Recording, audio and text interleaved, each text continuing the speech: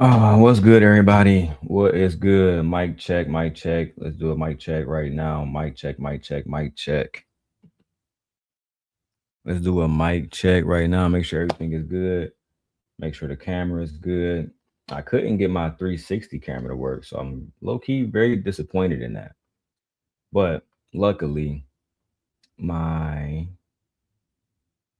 my FaceTime camera does just as well, and it has the blur mode on here. But anyway, man, welcome back, guys, to another episode of the Daily Rundown, hosted by your boy Darrel Long and my wife when she comes on the channel, Gently Koi K. So today I have a few different topics, as you guys know.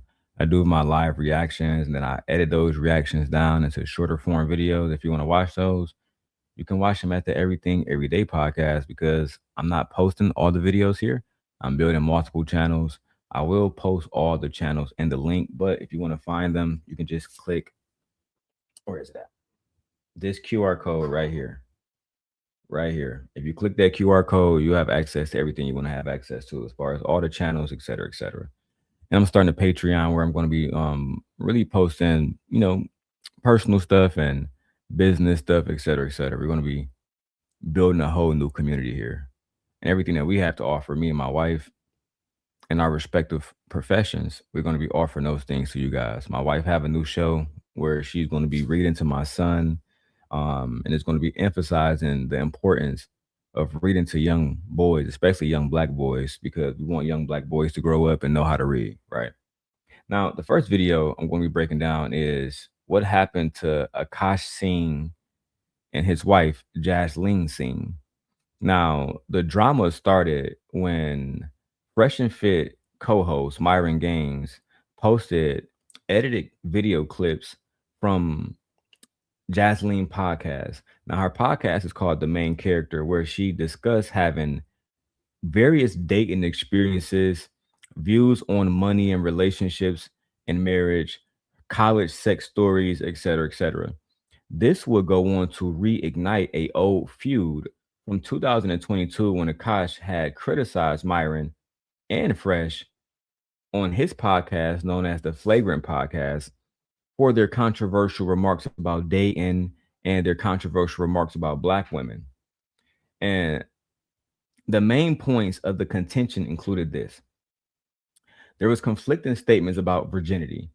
Akash had previously mentioned his wife hadn't had any sexual partners at all, while clips of his wife on her podcast seems to suggest otherwise. Next, there were comments that his wife made about having a roster in college and also hooking up with multiple men in college.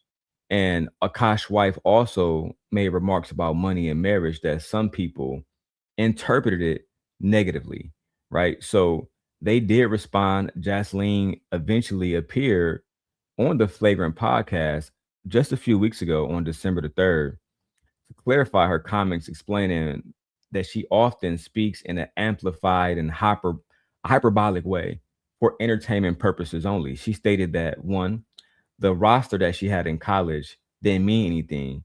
She meant, that just meant she was talking to guys and flirting with a couple of people. And by hooking up, she meant that it wasn't about her having sex in college. They were just making out. She might kiss a guy, that's hooking up. And she also clarified that she was a virgin when she met her husband, Akash Singh, and they both worked at Goldman Sachs. So she was even paying rent while they lived together early on in his early comedian career, his comedy career. Now, the couple have denied the controversy that the manosphere and other people are trying to put on them.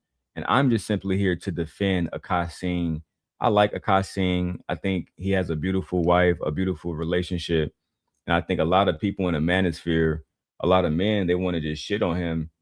And a lot of these men don't have a wife. They don't have a partner. They don't have nobody that they're coming home to and taking care of. So at the end of the day, especially somebody as beautiful as his wife. So at the end of the day, I'm going to review a few videos um, where we have men like MTR talking about Akash Singh and his wife. To me, that's crazy. Hey, Ellie, what's up? Wherever you are, person, welcome to the show. Now, let me go ahead and go to MTR video so I can show you guys this. If you guys don't know who MTR is, um, His name is Mediocre Tutorial and Reviews. And he does a whole bunch of reviews basically about the manosphere. He was one of the guys that Kevin Samuels put on before his untimely demise, right? And I'm gonna tag him in a video. Maybe he'll want to work with us someday and give a response on why he feels it's so necessary to highlight people marriages in a bad way. Why not highlight Donovan Sharp? Why not highlight, the angry man, right? All of these different stepdads who are out here, things that he is truly against. Thank you. Thank you, Matt. Matt said, have a great Christmas, everybody. Thank you, sir. We will. We appreciate you. Now, let's keep going with this Akash Singh video so you guys can tell me if you think she's a bad wife or not, simply because she has some experiences while she was in college. To me, that's some loser shit. But let's go. Why are you mad if me and my husband are cool with each other, if we both make jokes at each other's expense? The difference is my husband will go on stage and say whatever the fuck he wants about me. No one has anything to say. It's like, oh my God, it's so funny, it's so relatable. But then I come on TikTok and I make jokes, and now you have a fucking problem because I don't have a mic in my hand. Like, make it make sense. I'm not here for the fucking misogyny. One thing that I will say, being canceled by this people doesn't affect me. Oh no, it absolutely does. That's why you're responding. The beef between Myron Gaines. Oh no, it absolutely does. That's why you're responding. No, she's responding for the same reason why you're making the video, MTR. She's responding because it makes money, right? You guys make money, you get thousands of views, and you're racking up, all these views. So why wouldn't she? Why wouldn't she want to get all of this money off y'all talking shit about her? I hate when y'all do this because this is a married woman. For one, you shouldn't be talking about somebody's wife. Let's start there. Because when I was talking about Anton Daniels' wife, everybody had their little panties in a bunch. Right? Everybody was saying we don't talk about wives. Wives and children are strictly off limits. And then the very next day, y'all doing videos talking about this man's wife because y'all don't like what she's doing out here. That's goofy, bro. She's responding because at the end of the day, y'all got her picture in y'all thumbnails, right? Y'all talking about her marriage when you don't even have a fucking marriage, bro. You don't have a marriage. You don't have a wife. It's not like you're young. You're about to be 50 years old. You're an older man. So why not have a balanced conversation and say, hey, yeah, when she was in college, bro, she did what we all did. She had fun. She went out and she had, she got drunk. She had, moments where she kissed guys. Okay, so fucking what, bro? How does any of this make her a bad wife today? Right? I've been meaning to cover this story for weeks now. But how does this make her a bad wife if her husband is okay with her past? It doesn't. It doesn't make her a bad wife if the husband is okay with her past. All right? And let me say something else. And this is going to work against her, but I still got to say it. Y'all thought that these Indian women and Asian women, basically any woman that's not a black woman, was out here being submissive and being a good girl. And y'all was surprised that this Indian American woman is coming out and saying, yeah, I got, you know what? Let me show y'all the video. Grand Rising in Mills. Shout out to the panel verse. Yeah, appreciate you, bro. Yeah, definitely hit the like button and go subscribe to the panel verse. Go subscribe to his channel too, man. Let's go back to the video. The beef between Myron Gaines of the Fresh and Fit podcast and comedian Akash Singh has reached an... That's another thing I think is lame as fuck too. I thought it was lame when Tupac did it.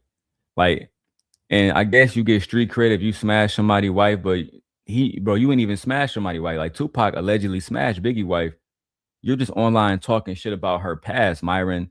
And if you got a beef with Akash, go see that man, bro. Why are you up here talking about this man's wife? But let's go. Entirely. And when y'all do stuff like this in the manosphere, it make me believe that y'all think it's okay for other people to talk about people who y'all rock with wives. So it's okay to talk about Donovan Sharp wife and all these manosphere dudes' wives if y'all can shit on her, right? All right, cool. I'm glad I got that message. Now we can move forward. New level within this video. I'm gonna give you guys what's been happening over the last couple of days. It's been a battle up on Twitter, and for some reason, Akash's wife continues to respond, further embarrassing this man.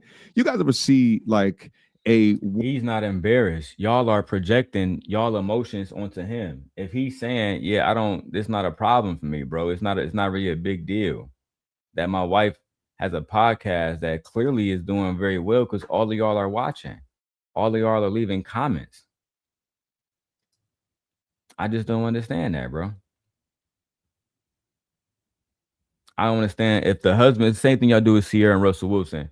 If Russell Wilson is saying he's happy, if Steph Curry saying he's happy, why are y'all speaking for these men and say she's further embarrassing him? No, what's embarrassing is being your age, MTR, with no motherfucking wife, with no companionship. That's what's embarrassing. Talking online about companionship when you can't keep a woman. That's what's embarrassing. And I don't dislike MTR, just for the record. I dislike what he's doing in his video by attacking a man's wife. I dislike that. Woman outside of the club instigating a fight between her boyfriend and some other guy, and she just won't shut the hell up. It's kind of like that situation, and she's stoking the flames, probably unbeknownst to her. Nevertheless, let's get into how this started. 4 or 5 days ago, after first discovering that Akash Singh's wife had a podcast, I uploaded this video entitled Yeah, so Emil says it's the lonely bitter man club, just pitiful. Yeah, Emil, it's getting worse and worse and worse. And I appreciate you for always showing up. You know what I'm saying? I know I'm streaming to like 5 different YouTube channels, so people don't know where to go sometimes. But I appreciate y'all who do show up and do be in the chats and do share the videos out to other people. And I appreciate y'all for hitting the like button and continuously allowing me to grow and grow and grow. And I have opportunity to entertain y'all and have a conversation. Let's keep going. Comedian's wife sparked outrage after saying real men should never go 50-50. A couple of hours later, Myron Gaines actually wrote down in my comment section and he said, time to cook. So, you know, it's crazy. This all started because Akash's wife said on her podcast that real men don't go 50-50. At the end of the day, the man in the manosphere, I never understood why they was upset about that, because they preach that the women should not be outside working, but instead be inside the house cooking and cleaning, and he gonna be the sole provider.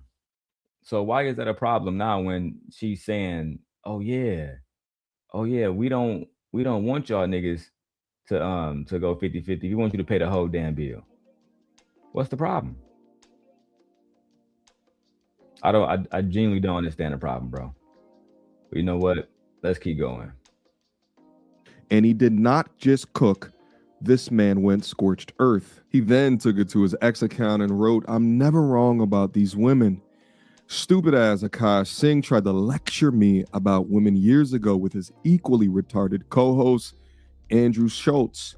Here's his stupid ass wife making a mockery. I like how you skipped over the fact that he made a derogatory statement. You just completely skipped over. I hate y'all black men sometimes. You can read the disrespect towards Akash Singh's wife, but not read the fact that he made a racist remark about the small hat community. That's what I'm saying. This half accountability shit. How the fuck are we holding a woman accountable for what she did in college, but not currently holding Myron accountable for what he say about black people in the small hat community every single day? And let me further say this too. I think it's real weak of MTR. You see Myron on a daily basis. Black people are this. Black people are that. I can't even say that shit because they'll take my channel away like they did Myron shit.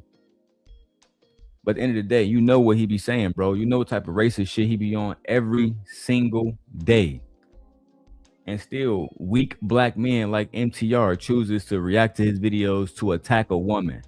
You're not going to attack that man for saying racist shit. That applies to men just like you.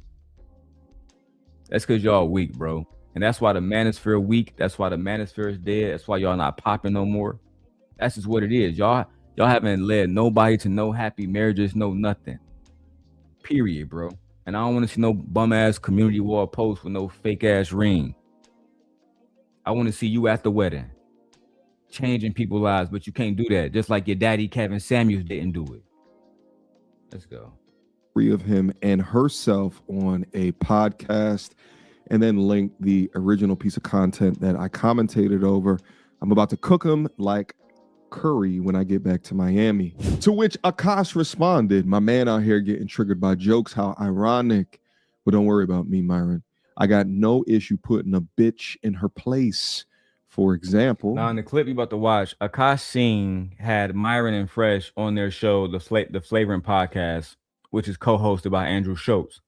And they was having a conversation about why Myron and Fresh think that black women are trash and why they don't like black women and why they won't date black women. And this is what Akash Singh had to say. Shout out to Akash Singh. And then link this old Flagrant podcast. Let's listen to a little bit of it to see what he said. What I find corny is my preference is not my women. Now, I thought it was I'm not dating my women, period, which is the corniest human being outside of a criminal to me, period. Let's break this word by word because I don't want to dissect the whole clip later on. Akash said any man of a certain race that's not willing to date the woman of his race is a loser automatically. Let's go ahead and start there. He was cooking on that. Why is it that you're a black man, you come from a black vagina, but you don't want to date black women? Why is it that you're online shitting on black women just to make money? Because you and Myron had failed businesses before, just like Anton, failed businesses before y'all got online to talk about black women. You can't make this shit up, bro. Let's keep going. You're gonna like this one, M. Mills. You're gonna like this one. Watch how these men try to dog this woman out. Those are your roots. Those women are reflected in your roots. So if you're saying, hey, I don't generally date them, but I have more space for it, even though I still think it's a little corny. Akash only dates brown. Yeah, Akash has been with one girl in his life who is his wife. That's my wife. That's an So Indian this woman. is that was like important loyal to me. through and through. Okay. And I understand. Whatever. These comments probably came after Fresh and Fit went viral for saying that they don't date brown. Now, if you are a race loyalist when it comes, that's not all they said. So I used to have the clip ready on my old computer, but I'm gonna start getting these clips ready. That's not all he said. He said we don't date the brownies, we don't date the blackies. That's what he said. It was racist. It was misogynistic. It was wrong. And the fact that you just want to say, well, he just said he don't date, brown girls. That's not what he said. Just like in the clip that you just read, he disrespected the Jewish community, and you just skipped over that shit because you're weak, MTR. You're weak, bro. You, Dennis Sperling, Anton, what's the other one name? The lady attorney, y'all all weak, bro. Period. That's just what it is. That's why MTR posting pictures when he was in college 20 years ago, but still don't got no woman 20 years later. How you giving advice on how to get a woman and keep a woman, but you don't got a woman and can't keep a woman, bro? Don't forget that we saw you fumble Melly Monaco and she ended up with Gilbert Arenas. You was walking around telling everybody that you hit, acting like you hit. She had to check you. I never touched that man. I never got naked for that man. He never seen me naked. We never kissed, nothing. But you was parading her around like, oh yeah, this is my girl. And if y'all do what I do, you can go get you a foreign girl just like her. Only for her to end up with fucking Gilbert Arenas, which means she chose better. She chose a richer man with a better legacy who not online shaming black women all day. That's who she chose. She didn't choose you. And if you dare try to respond and say I'm lying, I'm gonna go get the clip of Melly Monaco responding and Gilbert Arenas saying, hey, remember that one YouTuber said that you was smashing? And she said, I never smashed that guy. I wasn't doing nothing. That guy was lying. And I checked him. He liar. He a liar. That's what Melly Monaco said about you, MTI. He liar. I never let him hit this pussy. This a liar. Then she leveled it up. She didn't want to be around y'all, nigga. She don't even make manosphere content no more. She used y'all. You're a loser, bro. Comes to dating, then you'd be on the side of Akash. Or if you think we're all humans and it's survival of the fittest out here. You're probably going to be on the side of fresh and fit. But Myron's follow-up response is this compilation, to which Akash has not responded back to yet. But let's watch. Yep, that's me. You're probably wondering how I ended up in this situation. What I find corny is my preference is not my women. Now, I thought it was I'm not dating my women, period, which is the corniest human being outside of a criminal to me, period.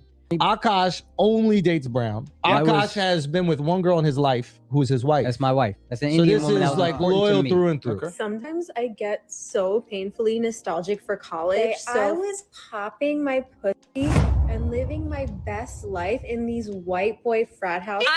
I'm actively trying to have an orgy because, and you haven't seen Nav yet, but wait till you fucking see him. His body goes crazy. What? His face card always slays, never declines. What? And it's kind of weird because I'm talking about your husband. I just know that Nav's dick is like at least 10 inches. Okay, I have two butthole stories. So one time I met this guy on Tinder and I made the dumb mistake of letting him sleep over, like not really wanting to fucking hook up. And I like woke up in the morning and like my asshole was a little sore. Oh my god! And I remember that he what like, kind of do you watch when you use a vibrator? Okay, not gonna lie, I don't watch porn while using a vibrator. What? I just think my imagination is vibration enough. What? I just think of like my own husband while I'm like doing it. Yeah. Wait, that's kind of baller, but I Yeah. could never do that. Yeah. And so I was Do using you and your husband split finances? And I'm gonna be really fucking honest. I don't. we don't. We don't. We don't. First And- of all, that's a fucking red flag. I'm not like, no joke. I love you girls. If you want to work, all for that, whatever. But like any man that doesn't want to have a joint bank account or isn't being transparent with his accounts or has separate accounts, that's a fucking red flag. This is not a two-way street. This is a one-way street. His money is our money and my money is my money. And look, What's the problem? What's the problem? She's a fucking human being. She's an adult. And even in those clips, right? She said she was popping her pussy. And she clarified those statements. She went to parties, she was dancing, she was having fun. She said she woke up one day and she invited a boy over and she said her butthole was hurting. She never said that they had sex. Again, y'all are assuming and asserting y'all insecurities into a conversation that really y'all don't need to be inserting shit in. Myron not married. Fucking NTR not married. Walter not married. What's his name? Fresh. I think he the fresh nigga or he the fit. I don't know which one he is. I'll call a nigga Walter now. Don't forget Walter. You had Daisy Chin pregnant, a fucking Chinese immigrant, and she was talking about how your dick was small, how she don't like fucking you, all of that shit. Then Myron, you lost your girl to a nigga in Switzerland, of all places. Switzerland. Y'all not players, bro. Y'all shouldn't be talking to no dudes about how to get no chicks because y'all never been him. Y'all had to go to Kevin Samuels, a man that was twice divorced, a man that in his last days had no woman. Y'all had to go to him and learn how to dress, learn how to talk to women, learn how to get cologne because your father wasn't in your life. And on top of that, right, you had to go to Kevin Samuels and say, can you be my daddy now? Can you teach me how to get women now? Can you teach me about what a high value man is? Y'all pathetic, bro. Y'all been pathetic. That's the truth. Let me keep going with the video, B. have I only made $600 from content creating? Wow, it went up $100 from last week. But that's my money.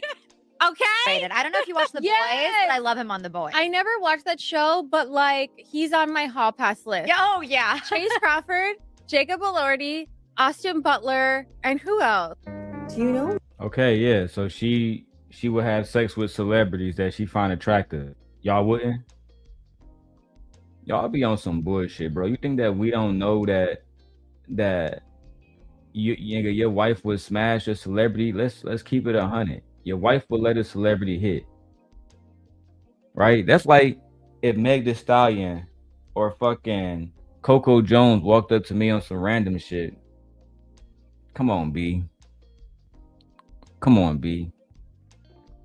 And again, y'all the dudes that preach, well, a high value man should be allowed to exercise their options. Y'all got to understand that shit was, Kevin took y'all down a real bad path with that. That's why he lost his wife. Everybody that would listen to Kevin lost their wife. Fantastic lost his wife. Y'all really listening to people who are losers. They don't have nobody to love on them every single day, so they wake up in a hateful spirit and they come online saying goofy shit. Hey, bro, don't come over here spamming. I'm gonna time you out, bro. That's a fact. Don't come over here spamming. We don't do that now. All right, let's keep going. Why I think I have like a good. Now I find it super interesting, right? Like if you take a look at that conversation that Fresh and Fit and Flagrant had 3 years ago, right? And people were divided and picking sides. Does your side change now that you see the woman that he decided to marry? Imagine getting on bended knee for a woman that is okay with utilizing the free time that you have now allowed her through the millions of dollars that you have ascertained to get on these public podcasts and talk about hall passes, meaning a guy that she would step out on if given the opportunity. That's what men talk about all day. That's what men talk about all day, and that's his marriage, bro. I didn't see him complaining about it, so why are you complaining about it? You should be complaining about why you don't have a woman. You should be complaining about why Gilbert Arenas took your chick. That's what you should be complaining about. You should be asking yourself, why did Gilbert Arenas take my chick? Directly just snatched the little foreign chick directly from beneath your fucking fingers. I shouldn't even be doing this stream. It's Saturday morning. But I had to come on here and defend my man's Akaash, bro, because I thought it was absolutely wicked that y'all coming at, bro. And let's be real, bro. That's another reason. I'm gonna say it too. Y'all mad. Y'all mad. Y'all mad because Flagrant is more successful than y'all. That's what y'all really mad about. Y'all mad because Akash Singh and them boys over there, bro, they got 1 million views on 2 different channels, bro. I mean, they got 1 million subscribers on 2 different channels. Them boys are winning. As far as this YouTube shit go, y'all can't even compete with them boys, bro. They got a segment with Charlemagne the God, and that man runs the #1 radio show in the country, interviewing presidents. While y'all sit around and talk about what, black women or women fucking dating shit when they was in college, this is goofy, bro. This is another reason why, again, Akash Singh, a fucking Indian guy, and his co-host who's a white guy, it's a reason why they're doing better than the black guys, because they're focused on actual business, sponsorships, genuine conversations about real topics that affect the world. What are y'all niggas talking about every day? Women, pussy, on some loser shit, bro. Screaming from the top of her lungs as you put her up on that pedestal of what it is that you owe her, as she screams, "It's my money," into that microphone. So confident to talk so recklessly about her podcast host's now husband, about doing gangbangs and how attractive that he is. What's the problem? What's the problem? If her husband allows this behavior, what's the problem? How is it affecting your life? It's not affecting your life. You was on here talking because you low-key jealous. A lot of y'all jealous because Akaash Singh got more money than y'all. A lot of y'all jealous because Akaash Singh got more subscribers than y'all. A lot of y'all jealous because his channel's never been demonetized. A lot of y'all jealous because he talked to real big people on his channels and y'all barely can get an interview with any fucking body because y'all name hold no weight. No weight. Y'all doing interviews with people like fucking Anton and saying it's a big deal, or have Tommy Sotomayor on your channel and say it's a big deal. They're doing interviews with motherfucking presidents. It's just y'all not on the same level. Andrew Schultz's career as a comedian alone, they didn't even do the podcast. They're still more successful than y'all. And I think that's something that we need to really talk about as men. How when other men see men getting more money, have a wife, nice life, picket fence, millions of subscribers, never demonetized, making more money than them, more successful than them. For some men, that's a problem. And then you see how weak they are because instead of attacking Akash directly, instead of going to go find that man, what they do, let's attack his wife. That's the signs of a weak man. That's why I don't respect Myron, on top of the fact that he's a racist. And then he had other racist white boys tell him, yeah, Myron, that's my problem with non-whites like you. You think that you can just stay in our country? You know what I'm saying? Fuck that. Go back home. They told this nigga Myron to go back home, and he still put the white man, you know what I'm saying, right in his mouth and swallow whole. It's crazy, bro. And what also bothers me about this as well is that this Why is does a anything with Akash Singh wife bother you? Y'all niggas losers, bro. I didn't grow up like this in Detroit. Oh, bro, look at my man's wife over there. You know what I'm saying? She over there yelling at him. That shit really bothered me. It's really a problem for me so much that I got to go talk to a fucking microphone and talk about how it bothers me so fucking much. How she disrespecting all men. Whole time Akash over there happy as hell, getting pussy, eating food, wife in shape like a motherfucker. Y'all look, that's another thing y'all mad about. Let's keep it 100. His wife is a pretty woman. His wife is a pretty woman, bro. I ain't even gonna say nothing further because that's bro wife. I got my own wife. I ain't trying to do all of that. But I think y'all jealous because she is more attractive than any woman I've seen Myron Gaines or fucking Walter associated with. That's why y'all attacking him. She looked better than any woman I've ever seen MTR associated with. You got to remember, Melly Monaco don't count. That nigga was lying to y'all. I'm gonna play that today, just because, just to shit on MTR today. Yeah. leech serpent woman that took Akash, who I still think is a good at heart type of guy, for granted, but that's what the blue pill is. That's why this content is so necessary. Here so we that go. men can That's what the blue pill is. Akash took the blue pill. And that's why my content is so important. Bro, your content ain't doing shit for nobody. That's like Kevin Samuels' content didn't do shit for nobody. That's why you lost Melly Monaco. If you haven't focused on getting sponsors like, I don't know, Gilbert Arenas is doing, maybe, just maybe you would have kept your bitch. Nigga, my man snatched her right up, bro. And man made jokes about you online and shit. Called you a loser little podcaster. And because he's Gilbert Arenas. He dropped 60 points on Kobe Bryant. That's what we're talking about, right? So you can't even say nothing bad about Gilbert Arenas. Because the only thing that's going to happen is he's going to say, bro, come on now, bro. I'm Gilbert fucking Arenas. He's, just so y'all know, just so we're clear on who Gilbert Arenas is, he's the only shooting guard in NBA history to drop 60 points on Kobe Bean Bryant. And he exposed MTR. Yeah, little bro was on there lying, talking about something he smashed, and now you gotta get exposed, bro. I'm so tired of the dudes in the manosphere because y'all can just be honest. Why you lie about smashing a girl that you wasn't smashing? Now that's loser shit, bro. That's some real loser shit, bro. I'm about to play all these videos today. I'm gonna play the video of her exposing you. I'm gonna play the video of Abba and Preach exposing Donovan Sharp. I just might have a fucking field day today with the manosphere just for fun. Just to entertain myself. Let's go. Continue to learn the tricks of the trade so they don't get taken advantage of later on. How is he being taken advantage of if he's happy? Y'all say the same thing about Russell Wilson. He's being taken advantage of now. He got to raise all these different children that's not even his. Well, let me tell you a little secret. Russell Wilson didn't have to do shit.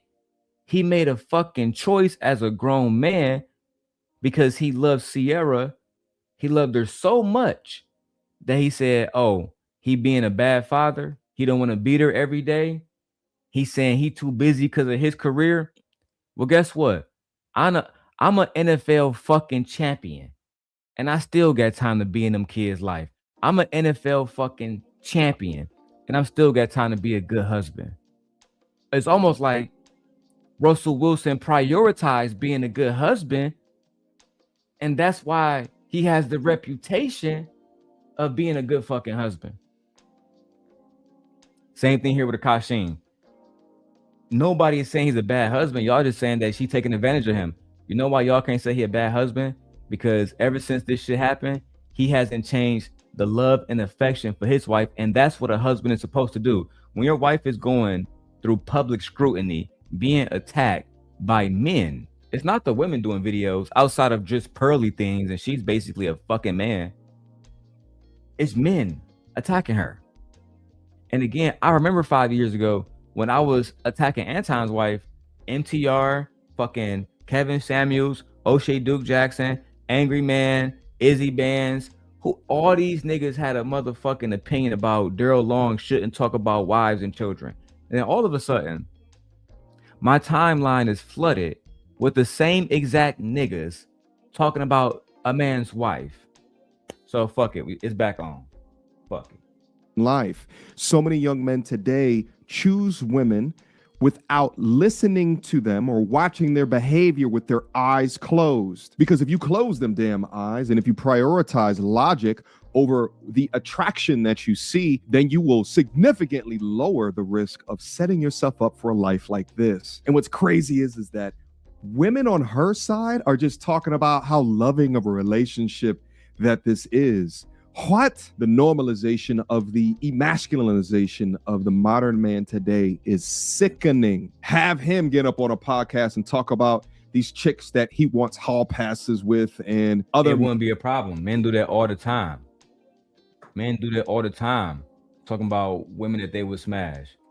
We just saw a black man at the University of Michigan lose his entire fucking career, and he was married and was smashing the woman that worked for him, who was also a fucking student. And you know the conversation that Anton Daniels had last night about the U of M coach? It wasn't the coach should never cheated on his wife. It wasn't the coach should never fuck the student and went against his fucking contract and the university code of conduct, as my wife stated last night. Anton said that the problem in the situation was that side bitches are not loyal. That side bitches will destroy your family once you tell them that you don't like them. That's what the manosphere is promoting. I'm going to cover that little segment today as well. All right? I'm going to cover that segment today as well. We're going to have to. But before we do that, I got to get on Instagram real quick. Got to get on Instagram, got to get on TikTok immediately. We can keep going with the clip. Men's wife that he wants to do gangbangs with and shit like that, and see how quickly their tune will change. I think it's because my husband's never here. Okay, Whoa. so I've been getting a lot of comments. Hold up. Did I hear that whole thing? Do you know why I think I have like a good marriage? I think it's because my husband's never here. Okay, so I've been getting a lot of comments that I'm using my husband for clout, and yeah, that's exactly what it is. No lies were told. I am leveraging the support I have. It's kind of like nepotism, but like through my husband, so like spousal nepotism. What's wrong with that? She's trying to play the sarcastic card, but if you're intelligent enough that you know not to get wrapped into her bullshit. Anyway, Myron wasn't done running amok on X. At the end of the day, why wouldn't, so if she has a famous husband, why wouldn't she capitalize off of it? And she used the perfect word, nepotism. Right? Shout out to what's bro name? Shout out to Pooh Shiesty. Pooh Shiesty got out of prison and just released his first single called FDO, First Day Out, just like T Grizzly. And one of the bars from Pooh Shiesty's single is Catching Fire. The line says, "You a killer, your dad a killer, but you ain't one. You Bronny James. Your dad a killer, but you ain't one. You Bronny James." You see, even Pooh Shiesty understands that Bronny James is trash, and that nepotism happens because when you're in close proximity with somebody that's super powerful, that's somebody that can be a fucking somebody that can make waves in any industry that they happen to be in, you're going to have a certain degree of nepotism. So in her situation, of course, she's going to benefit from her husband's popularity, from his fame, and the life that he afforded her. She's going to benefit from, and whatever she chooses to do with it is what she chooses to do with it. If she chooses to make a podcast saying she want to take dick, that's what she gonna do. And I don't understand why y'all got a problem with it. I just don't. I think that y'all are some haters. I think that y'all low key want to fuck Akash wife. I think y'all want to fuck Akash wife. I think deep down inside, a lot of y'all wish that y'all can be Akash Singh. You want to have a wife like that. You want to have a wife that's fun, that's highly sexual. A lot of y'all, when y'all talk about marriage, y'all make it seem like these women don't want to have sex no more. They make it seem like these women not fucking their husbands. They make it seem like these women are not interested in their husbands, et cetera, and these men are in a sexless marriage. We know Akash Singh is having a good time. I like Akash Singh. And what's going on with his wife is it's low-key very disrespectful. Extremely disrespectful. All right, let's keep going. I'm on TikTok. But then she took to her TikTok account to explain the situation. Okay, guys, I want to talk to you really quick because obviously my name keeps getting brought up by either women or men. Lately, it's these red pill guys because I said my money, or what did I say? His money is our money and my money is my money, which is a common saying, whatever. I'm not even gonna elaborate because I don't fucking care to explain myself to them. But what I will say is, if you're not going to be a man for fucking women, like if you're going to say, oh, women should do this for us and we're the prize and blah, blah, blah, at least be a man for yourselves. Yeah. What I mean by that, it'll always go back to shame. She's not shaming y'all niggas. She's telling the truth. Why aren't y'all in situations where you actually have a wife that you could speak about? Why aren't you guys doing content about, yeah, you know what? This is what it is to be a good husband. I'm going to show you because I'm married. I'm going to show you. But y'all can't do that because y'all don't have no wives. Nobody's actually loving on y'all. And truthfully, sometimes I feel sad for y'all. I feel sad for these manosphere niggas that come online shaming people's wives like Akash Singh. And at the end of the day, he's in a happy marriage. He's going back home to a beautiful wife. Y'all going home master fucking baiting, unhappy, and shit talking women, and that gets you no closer. Y'all do know going online, being misogynistic, talking shit about women, that gets you no closer to having women respect you, trust you, or want to submit to you, or feeling like you're somebody that they can even give themselves to. They don't want to be around you fucking manosphere dudes. And I think that's a problem that y'all just don't understand. And truthfully, it make black men look bad when you're on here saying you hate black women, you don't want to date black women are trash, all women are trash. Like, who are you going to be with then? Or if all women are trash, who are you planning to be with? Because it's given that some of y'all niggas might be a little bit suspect. That's my feelings about it. I'm gonna go back to the video about Akash Singh's wife. I'm gonna continue to break down why I feel like she did no wrong, and we have a whole bunch of people just attacking her for no fucking reason. All right. Shout out to everybody watching on TikTok, man. Let's get it. Tactics. It'll always go back to undercutting men for having standards and requirements, and it'll never address the ridiculousness of the comments that she originally made. This is an attempt to deflect. Quick emergency meeting. I was recently compilation, but she's responding. I could definitely see Akash calling her on the phone like, can you please just stop? No, Pitt. It's my money. So it's my podcast. I do what I want. So I just watched Don't. That's a projection about how you feel. Akash Singh's wife is a loving woman. There's nobody that's come out and said, yeah, I was fucking on shorty when I was in college. Nobody said nothing like that.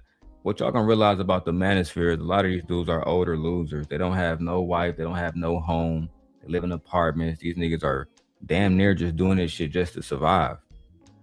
They don't have no emotion outside of this shit. That's why they attacking this woman online all motherfucking day, every day. I done seen probably about 65 to 100 videos about Shorty on everybody's channel.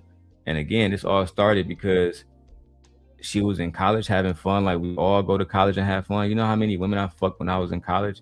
You know how many times I had sex when I was in college? White girls, black girls, it don't matter. All right, I was in college. Now I'm married now. Imagine somebody telling my wife, oh yeah, look at your husband. He was fucking in college. He don't deserve to be a husband. That's the kind of goofy shit that, in my opinion, that's why women don't talk about their sex life. They don't talk about their past. They don't want to talk about body counts, because you dumbass manosphere dudes, y'all misogynistic fucking bandits, y'all get online and shame women for doing stuff that truly y'all like them doing. Don't you like your dick sucked? Don't you like your boss leg? Don't you like somebody who has amazing sex? You like these things, but then you shame her when she get good enough to please you in these areas in life. And I just, for the life of me, I don't understand that. Again, I think a lot of y'all are jealous of Akaash Singh. I think a lot of y'all wish that y'all had a wife like Akaash Singh wife. I think a lot of y'all shame women every single day because you don't have the love in your life. You don't have the affection of a woman. You don't understand what it means to share your life with a woman.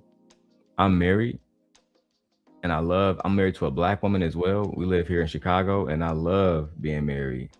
It's probably the most happiest I've ever been.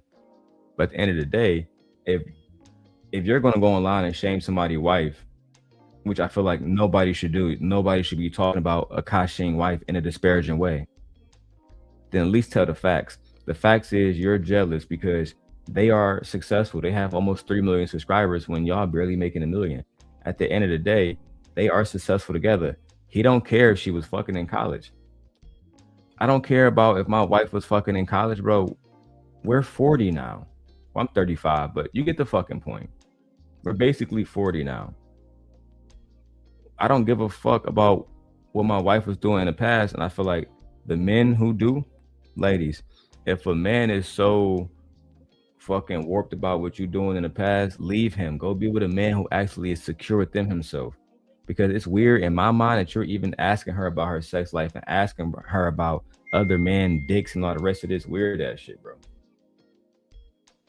That's some creepy shit, bro. Let me go back to this video, man. If y'all think on TikTok, let me know if y'all think Akaash Singh's wife embarrassed him, right? If y'all watching on YouTube, let me know in the chat. If you think Akaash Singh's wife embarrassed him, put a 1 in the chat.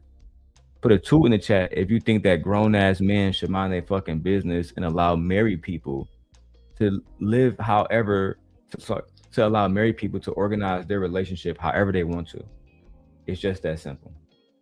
Y'all let me know. Let's keep going with the video. Ori Darling, finally on Netflix. It's like that movie from 2 or 3 years ago that everyone was talking about. What? Spoiler alert. But basically these men live in this like virtual reality simulation where everything is perfect. They go to work, their wives clean on them, wait for them. You know, they're like the wives are basically dependent on their men, like 50s aesthetic, but like the dark side.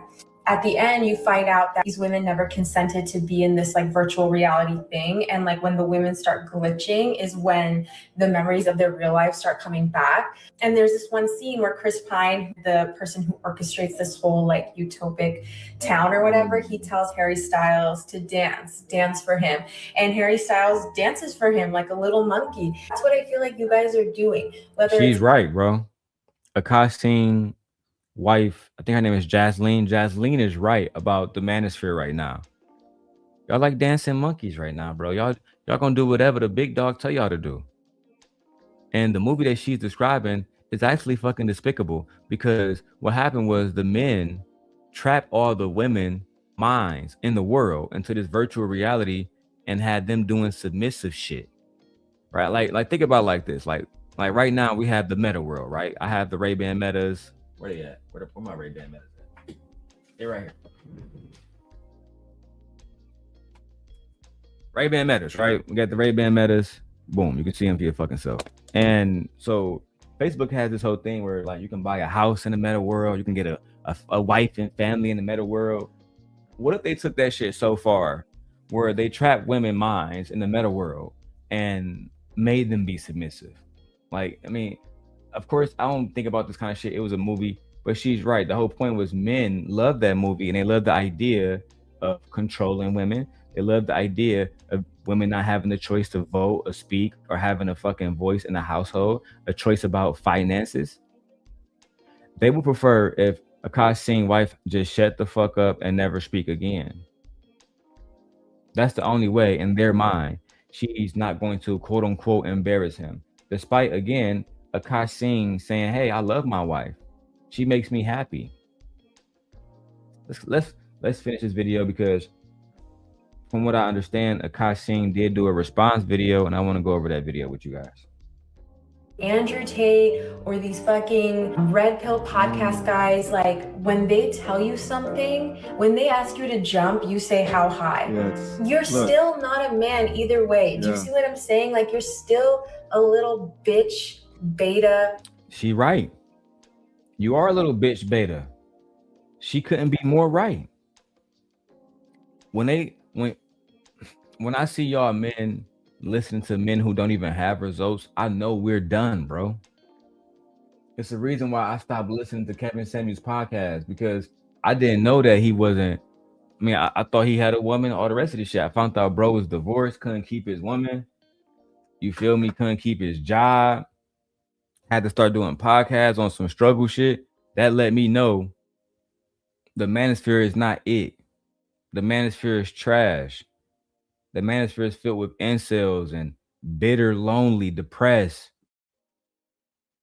anti-women idiot. Like these men are, in my opinion, some of the worst men on the planet because they spew extremely harmful ideologies that have impacts on women in real life. Let me go do some research and put it up for you guys, right? Let me see. The real impact, the real violent impact the online manosphere has had on women in real life. Give me all facts. And I use the AI called Claude. Let's go ahead and put this up. So I'm going to break this all down for you guys because you guys have to understand how the manosphere itself is extremely violent and how the manosphere has led to women being attacked. Already they put up Elliot Rodger. They said we can't say his name on here no more. But I'm going to just break down the facts. Hopefully YouTube doesn't flag me or try to censor me, right? So based on extensive research, here is what we found about real world violence and how it's linked to the manosphere and its impact on women. Let's start with major deadly attacks. In 2014, in the small city of Isa Vista, which is in California, a young man named, I'm gonna call him E. Rogers, he unsubscribed 6 people, 6 women, and injured 14 others in California, posting a manifesto blaming women for his virginity and calling for a quote unquote war on women. The young man has since been praised as a saint and a hero by incels, with attacks inspired by him referring to going to ER. Right? Going ER. We're going ER. And those are his initials. Next, you had the situation in Toronto. Alec Manisian unalived 7 women and injured 15 people driving a van into pedestrians. 9 of the 11 people that were deleted were women. 9 of the 11 people who were deleted were women. Before his attack, Manisian posted on his Facebook account, and I quote, "The incel rebellion has already begun. We will overthrow all the Chads and the Stacys. All hail the supreme leader, Elliot Rodger." That's what he said, end quote. Then you go to the Tallahassee Yoga Studio. I remember this one, 2018. Young man by the name of Scott walks into a yoga studio with his pew pew and unsubscribed 6 women from life. Sorry, he shot 6 women and unsubscribed 2 women from life before unsubscribing from life himself. Scott left a note at the studio saying, if I can't find, and I quote, this is what he said in his note, if I can't find one decent female to live with, I will find many indecent females to unsubscribe myself with, end quote. And he also posted videos praising ER. If you know, you know. Then there was the Plymouth shooting in 2021.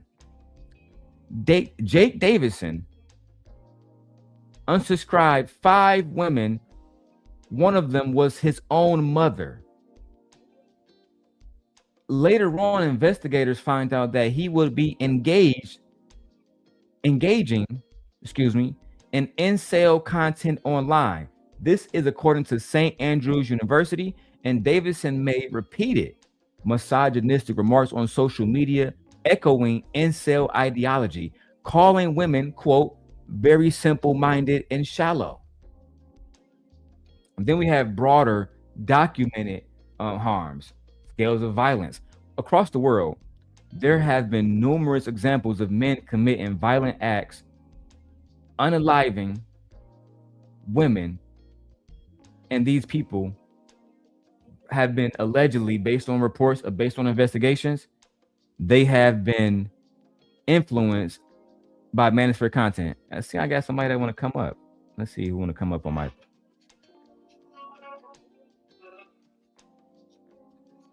I gotta remove you, doggy.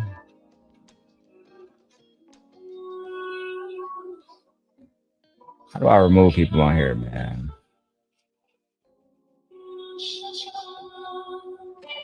All right, let me turn this shit down, man.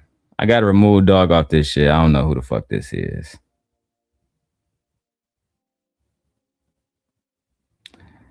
Anyway, let's keep going with the video. When they ask you to jump, you say how high. You're still not a man either way. Do you see what I'm saying? Like, you're still a little bitch beta boy doing whatever these men tell you. Why are you mad at us? Why are you mad if me and my husband are cool with each other, if we both make jokes at each other's expense? The difference is my husband will go on stage and say whatever the fuck he wants about me. No one has anything to say. It's like, oh my God, it's so funny, it's so relatable. But then I come on TikTok and I make jokes, and now you have a fucking problem because I don't have a mic in my hand. Like, make it make sense. I'm not here for the fucking misogyny. One thing that I will say, being canceled by this like people doesn't affect me as much. Oh no, it absolutely does. That's why you're responding. And I will say, because she's done this before, she's responding because y'all niggas are incels, bro. That's why she's responding. Right? I gotta figure out how to get these weirdos off my fucking thing. They see I'm not even responding, they just on the channel. These are the kind of weirdo niggas that we be talking about on here, bro. They like, instead of going to go get a woman, they hop on my fucking TikTok to be weirdos, bro. I'm gonna leave them up here, fuck it.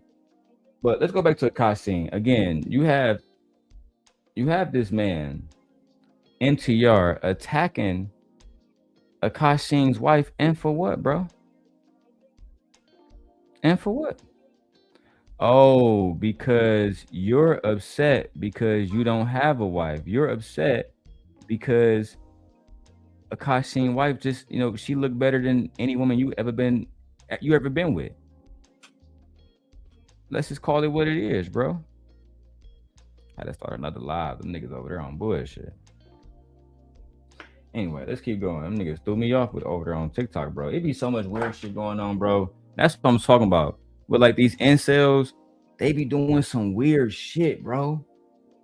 Some super weird shit. Let me go back to my whole point about so listen, more than 2/3 of women journalists, rights defenders, and activists has reported that they have been through some type of violence at the behalf of men, with over 40% of these women saying that this shit has been linked directly to digital abuse.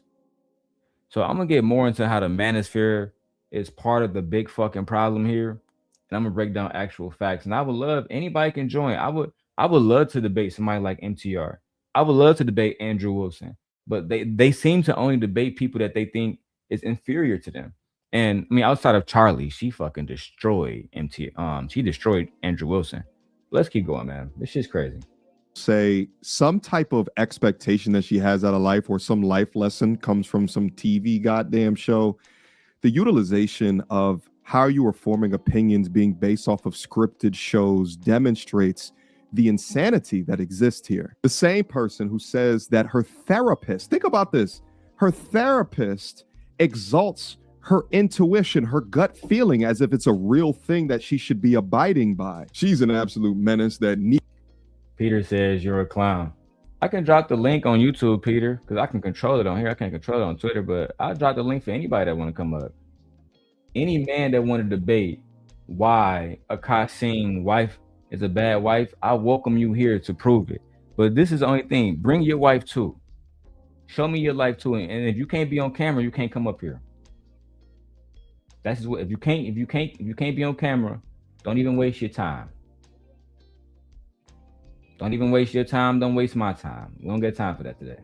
Needs to be stopped, but through her shaming of men in conjunction with how she talks about and treats her current husband, she doesn't realize she's adding ammo to what we all talk about. This is Aisha Curry 2.0. I genuinely don't. Yeah, so you're gonna disrespect Steph Curry. That's what I'm saying. Why y'all don't like the fact that Steph Curry is happy? Why y'all don't like the fact that you have Klay Thompson happy? Klay Thompson happy, y'all mad about that. Steph Curry happy with Aisha, y'all mad about that. Y'all men in the manosphere, y'all confuse me. Y'all for black men or not? Travis Hunter, a young man who just he was a Heisman winner or whatever, he get with this little Mexican chick. Y'all lose y'all fucking mind. 40-year-old men, I'm seeing angry men, 60-year-old men get online talking about something. Oh, he gonna lose everything, man, and I'm just waiting for his downfall. Bro, why would you even put that into the air? Why would you even put that into the air that somebody gonna lose their wife, lose their income, et cetera, and be brokenhearted?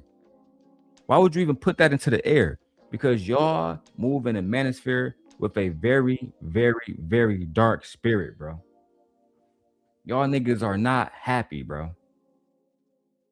Right? Let me ask Claude. Why are men... No, matter of fact, explain the male loneliness, because that's what they call it, the male loneliness epidemic. Let's see what happens here. Let's see what happens here, bro. I can't believe y'all niggas, bro. JB, what's good, JB? I'm back, baby. Trying to stay away from too long, man. Join it on the YouTube channel. We covering Akash Singh's wife. If you don't know who that is, that's the wife of the famed comedian that the manosphere is covering right now, and everybody's saying that she embarrassed him, et cetera, et cetera, et cetera. But I disagree, right? JB, if you want me to, I seen the link on YouTube, on Instagram. That way you can join in the chat, bro. I think you've been on my channel before, but I sent it to you anyway, man. Let me go get that right now. Send it to JB, because I definitely would love his opinion on this. Let's keep going with the video. Respect them. I'm just like, okay, like, talk about me all you want, drive traffic to my page. Our YouTube video, our podcast episode that me and Nahal did got 37,000 views, which for us is really fucking high because we're just starting out. So I'm like, okay, keep driving traffic. I'm not even going to read any of the comments. So it's like, what are you doing this for? Like, there's no way you can be happy. Like, you cannot be happy just doing this. And I feel like if you honestly just tried to find God, worked on yourself, went to therapy, you would feel so much better than what these like little cockroaches and parasites try to tell you. Honestly, that's like my honest feedback. And then pulls out God at the end. I mean, at the end of the day, I see nothing wrong in what she said. I see nothing wrong in her responses. She's a happy wife and they have a happy home. Real talk. I see nothing wrong with anything that she said or how she represented herself in her relationship with her husband. She did the right thing by speaking on it and putting all this bullshit to shame, because if she's happy, then what are we talking about? If he's happy, then what are we talking about? Oh, we ain't talking about shit. Cause y'all just be on here low key on some bullshit, bro. On here just to shame women every single day. I low key don't understand it. Oh man, I spelled my nigga on her name wrong. I'm trying to find my nigga JB and send this shit to him. All right, let's keep going. I'm almost done with this video. Let me go to the next one. What's that? Proverbs. It's better to live in a desert than with a quarrelsome wife. Now, interestingly enough, this isn't the first time that she's talked about podcast bros hating on her. A couple of months ago, she posted this. So my husband actually interviewed these red pill guys on their podcast one time, and I won't mention their names because who the f- even cares. But it was so funny because he Hold actually on, let me see something real quick. What's this?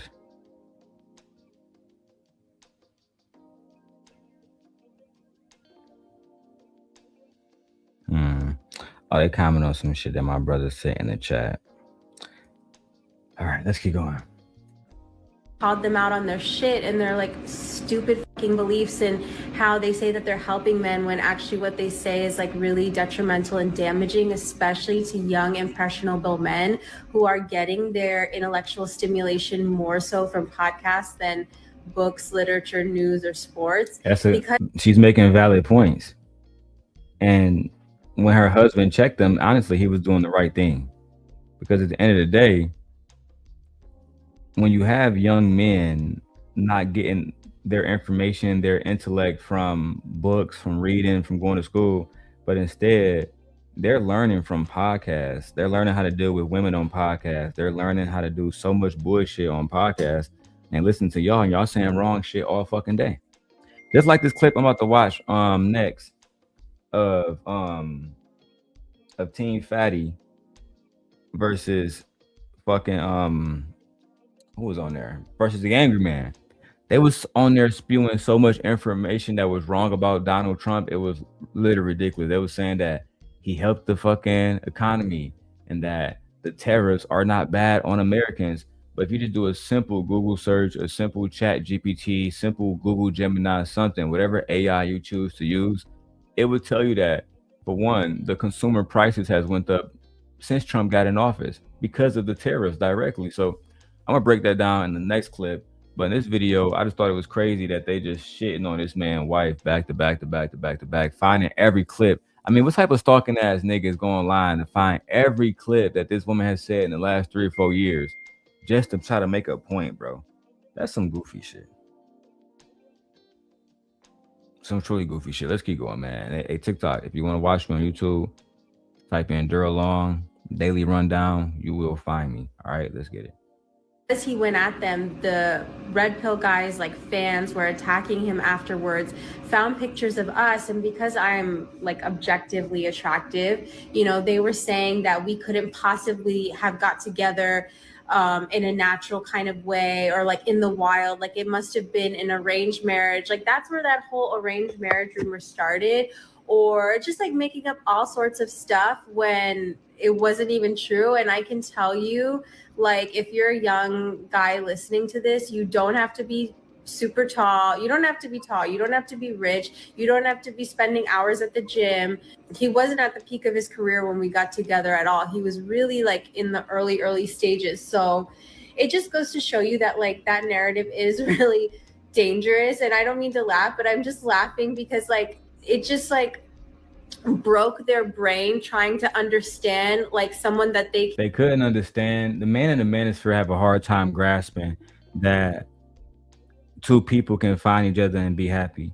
Once they saw how attractive Akash Singh's wife was, they started to say, well, there's no way he got her naturally. He must be tricking or something like that. When really they are the ones who is fucking tricking. They are the ones who is tricking.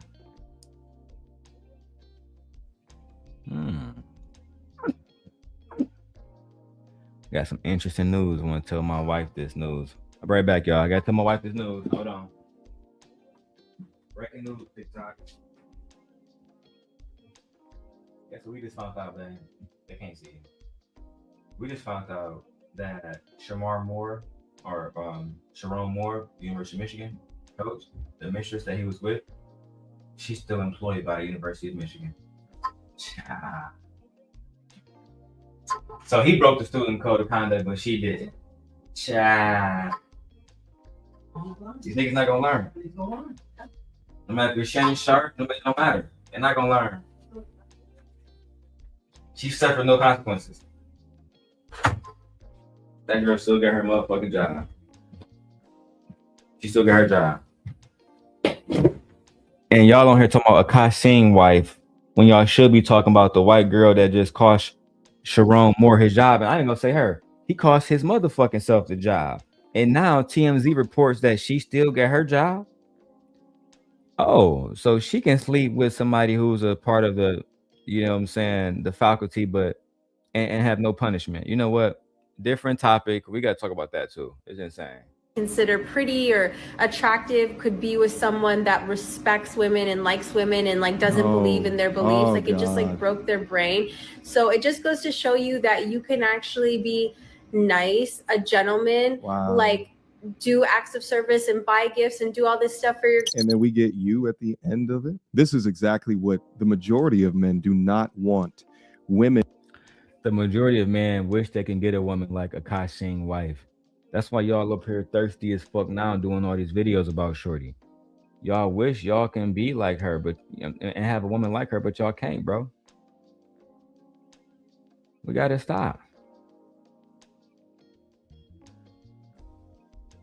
Y'all gotta stop, bro. I mean, I just don't understand it.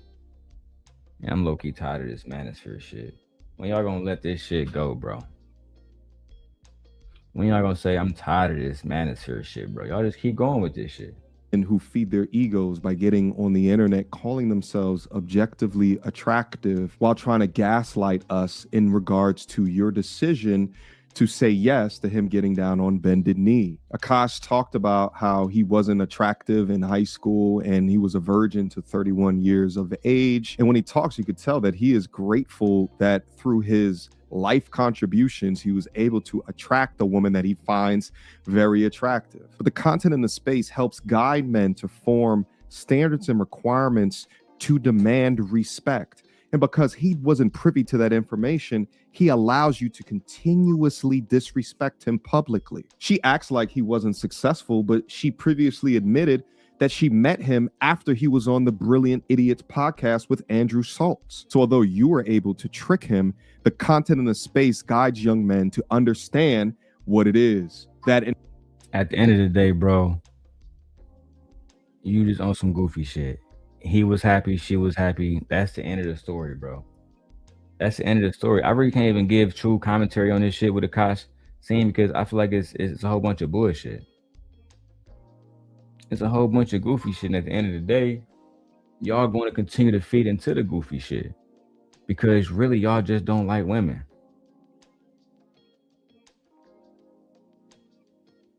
That's all it is. Y'all don't like women.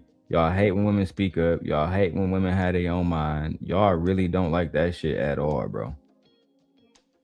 And low-key is fucking disgusting. And y'all like drama. Y'all worse than the females, bro. Y'all be on this bitch really on some drama shit. That's the goofiest shit of all time. Not having no woman, not having shit, bro.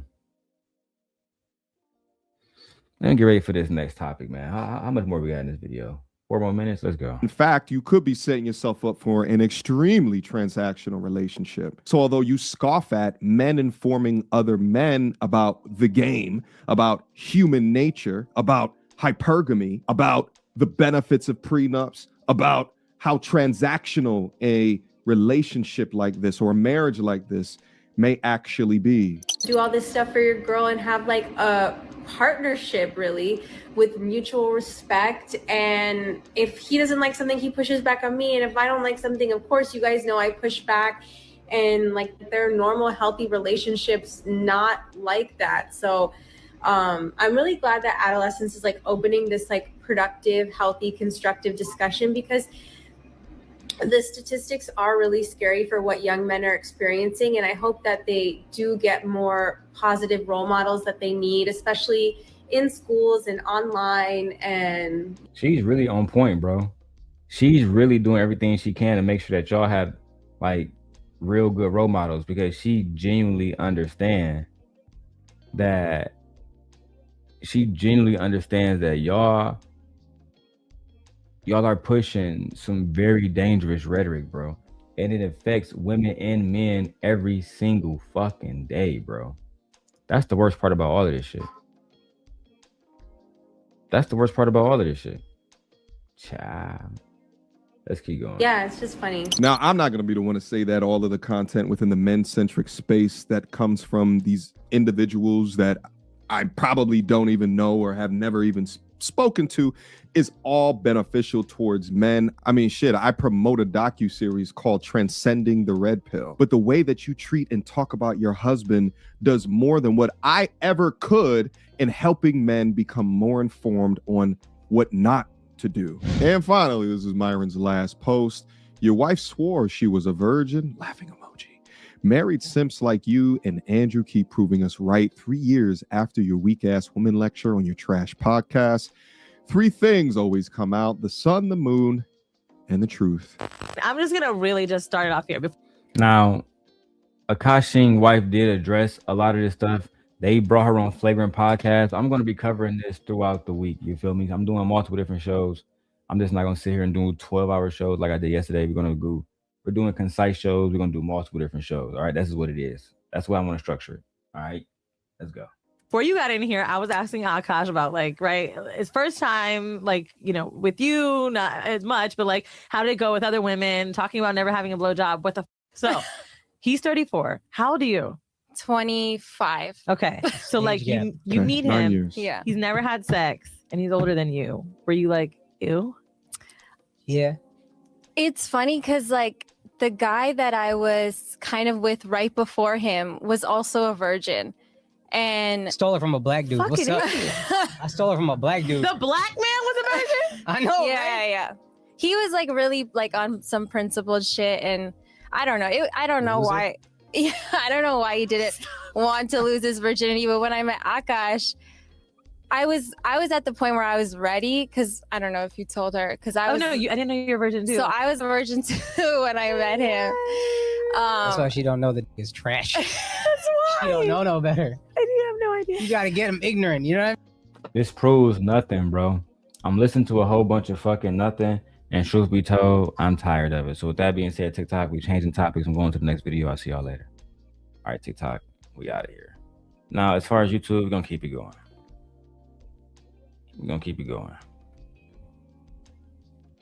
Oh, what is this?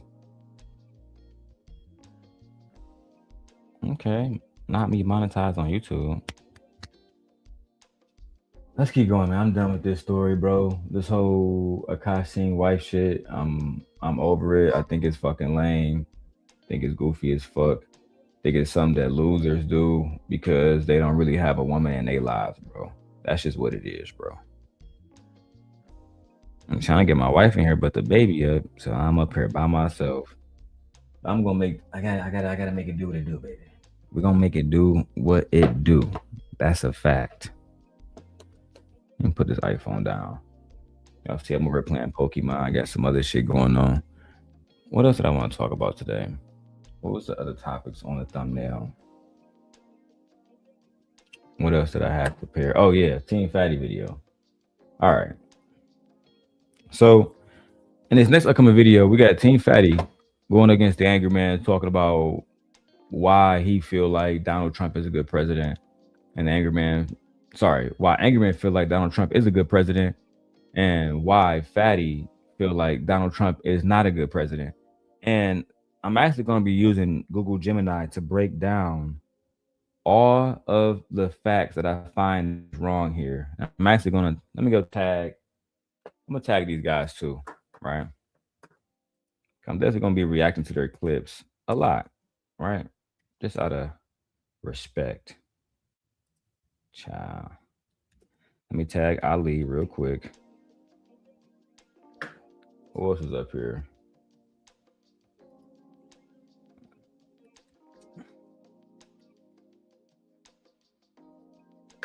tag all the content creators in the clip. JB Reacts is in the clip.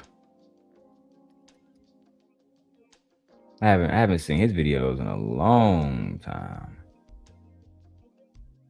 JB Reacts. That not that nigga name? There we go. JB Reacts 1. Who else do we got in this clip? Mr. Fantastic. Oh shit. Sorry, y'all. On my live screens, I be minding my own fucking business. JB Reacts. We got the Angry Man. We got the Angry Man. Who else do we have? Number 9. I don't know who Opulent 6 is. Mr. Fantastic.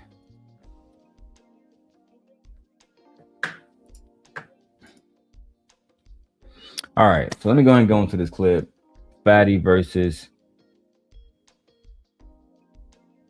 Angry Man. Now, I ain't gonna lie, I did watch a little bit of this shit, and it seemed like Angry Man problem was Fatty was talking about bro wife or something. I ain't see the whole thing, but and hopefully bro don't try to hit me with no copyright strikes and no shit like that. You feel me? I could just make this shit a little bit bigger. You feel me? I want to be a real nigga. I'm gonna cover most of the screen up, bro. Fuck it. I'm just gonna leave it the way I have it. Fuck it. All right, let's go ahead and get to this video, bro.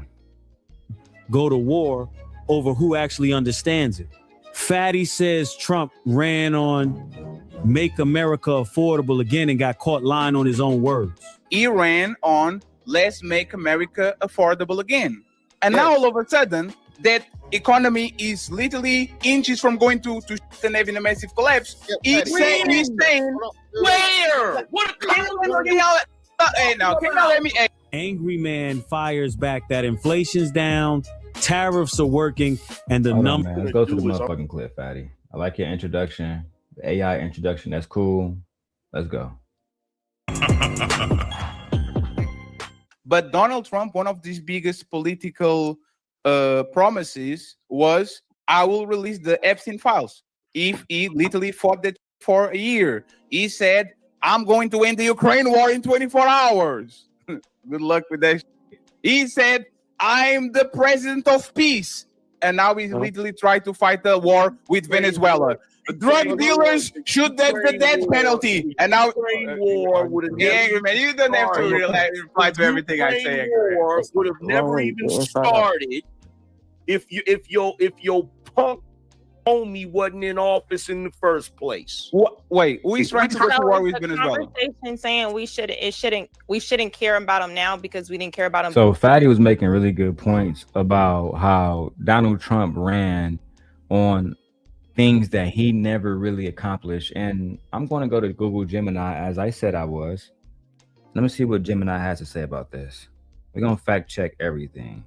This is going to be a long video because my point of doing this video is to disprove all of the lies within the video. All right. Gemini, can you give me a list of things that Donald Trump ran on during his presidential campaign, but never actually completed? Completed, what I'm saying. That's an interesting framing of the question. It can be difficult to create a definitive list of unfulfilled campaign promises, as the status of a promise can sometimes be subjective or partially completed. However, based on his past and current campaign rhetoric and reported actions/inaction since taking office, here is a list of prominent things Donald Trump ran on but has reportedly not yet fulfilled. Economic and domestic policy, completely eliminating inflation and the affordability crisis. He repeatedly promised to quickly reverse significant post-COVID-19 price increases and address the cost of living, which has been cited as an ongoing concern for voters. A better and less expensive healthcare plan. Despite promises dating back to his previous run to repeal and replace the Affordable Care Act, ACA, with a superior plan, a replacement has not been enacted. Cutting federal spending by a specific, significant amount. He promised to cut federal spending by $2 trillion. Eliminating taxes on Social Security. Making IVF, in vitro fertilization, free. Ending the deep state and reforming the federal government. Foreign policy and trade. Ending the war in Ukraine within 24 hours of taking office. He repeatedly made this pledge during his campaign, but the war continues. overhauling U.S. trade policy to eliminate tariffs while simultaneously claiming tariffs would not hurt consumers. Reports indicate his administration continues to rely on tariffs, which critics say raise costs for consumers and businesses. Completing the full withdrawal of U.S. troops from conflict zones, though significant drawdowns have been made in the past. Justice and immigration, establishing criminal penalties for future administrations who open the border, banning gender-affirming care for minors via a bill from Congress, releasing a full list of names for his Supreme Court justice picks, beyond those already released. It's important to note that the ultimate fulfillment of a promise can be affected by factors like Congress, court decisions, and shifting geopolitical events. Would you like me to look for more detail? So you can see, for the most part, everything that Team Portugal said was backed up by Gemini, Google Gemini as well. And I'm going to be doing that through the remainder of this segment of the show, because people like Mr. Fantastic and Angry Man, they were saying a lot of things that were just flagrantly wrong. And it's easy just by going to ChatGPT, Google now, and it will explain all of it for you. Let's go ahead and break it down now. Before, or are we saying Yes. like, why do people care about them now when they didn't care about them? What I'm saying. What is them? What is them? What I'm saying. I'm not saying we shouldn't care now because we didn't care before. What I'm saying is have the same energy across the board. If we gonna call out Trump's administration for not releasing some shit, we need to call out Biden's administration for not releasing some shit. We need to call out. Why do we need to call out Joe Biden's administration for not releasing, quote unquote, some shit when Joe Biden is not president? Joe Biden, even with all of these photos that was just released, all the photos from Epstein computer, and I'm gonna go over that because Donald Trump has responded. Joe Biden was not in those photos. Jill Biden was not in those photos. So why are we having conversations about Joe Biden at all? Oh, it's because you're a piece of shit and you just want to shit on Joe Biden because you don't want to look at the fact that, hey, this person might be fucked up, bro. He might have lied about everything he said he was gonna do, bro.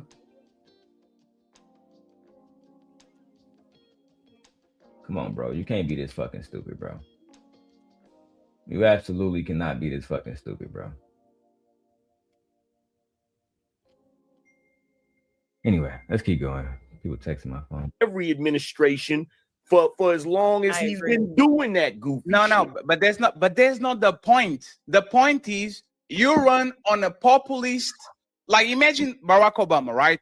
I got Change. you saying that his campaign promise. I got Yes, you. he's like change. I will change. I will close Guantanamo. If I don't close Guantanamo, I will hold it against you.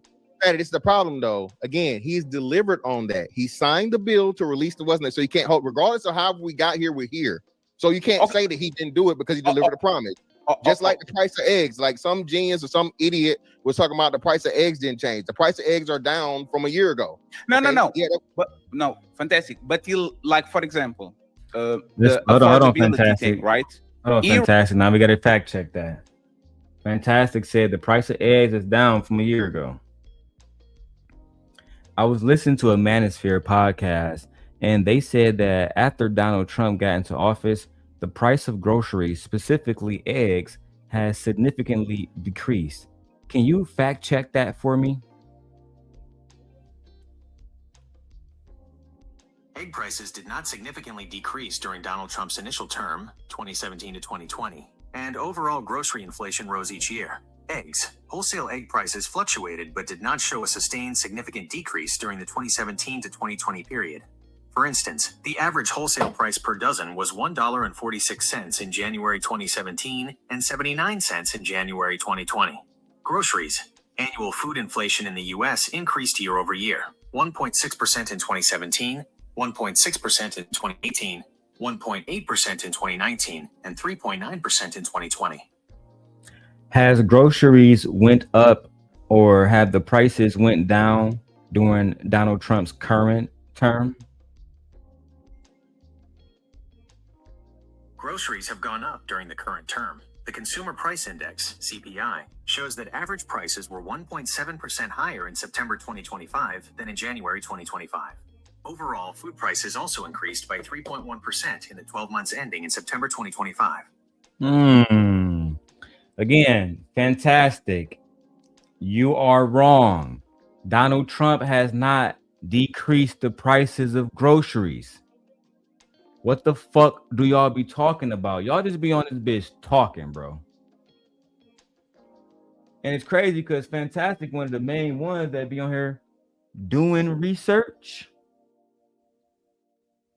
Angry Man, one of them people that do the research. They'll be quick to tell you, brother. Come on now, man. You know how to do the research, man. Come on now, man. Y'all niggas the one that's stupid, man. Come on now, man. I'm the prince of the manosphere, man. Come on now, man. When a basic Google search would tell you that you're fucking wrong.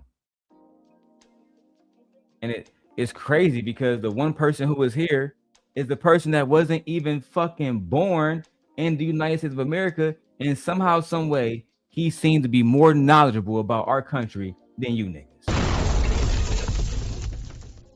Lord have mercy. This is embarrassing. It's not every day I get to stick up for Team Portugal and say he's right. But god damn it, today happened to be the day. Ran on let's make America affordable again. And now all of a sudden, that economy is literally inches from going to shit and having a massive collapse. He's saying, where? What a hey, now, can you let me? Hey. Damn.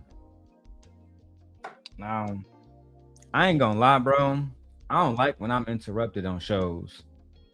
And I like Angry Man. He is the boss in the space. He's an OG. All of those great things. You know, I gotta say that like when we talk about LeBron James, right? He's all of those things, everything that you want to give him, all the accolades. But why is it that he tell women they're being feminine when they can't allow somebody to finish a statement? And then when men don't allow somebody to finish a statement, it's not disrespectful, it's not disingenuous, it's not feminine, but instead they're just interjecting to correct some misinformation. But when a woman use that same, I'm just interjecting it to give you context to correct you. They say, well, bitch, you could have waited until I was done. I don't understand why men create rules if they cannot abide by their own fucking rules. It's ridiculous. Can I let him finish, please? You don't know what you're talking about. What a So are you talking about? Oh, damn. Okay, let's ask this now. Gemini, since Donald Trump has taken office currently, has the economy gotten worse or better? Economic indicators present a mixed picture. The stock market has shown strong gains, but inflation and the unemployment rate have both risen slightly since January 2025. Critics point to the impact of new tariffs increasing consumer prices, contributing to a feeling of worsening affordability for many Americans despite positive headline growth. Critics point to the impact of new tariffs increasing consumer prices, contributing to a feeling of worsening affordability for many Americans despite positive headline growth. So the stock market, the fucking stock market is doing fine, but inflation and unemployment is at an all-time fucking high. But again, I guess those things don't matter. Don't worry about it. I will be breaking down every single point that is a lie. Every single point today. Oh, hey, y'all. I didn't see y'all in the chat. Jazz and Fear and Nay. Oh, it's about to get popping. What the hell is on the back on this? Let me see. Ali here. Ali up here. Talking about right now. So correct me if I'm wrong. Inflation rate right now, fatty. So What's the what is the inflation rate right now? Go ahead and tell us.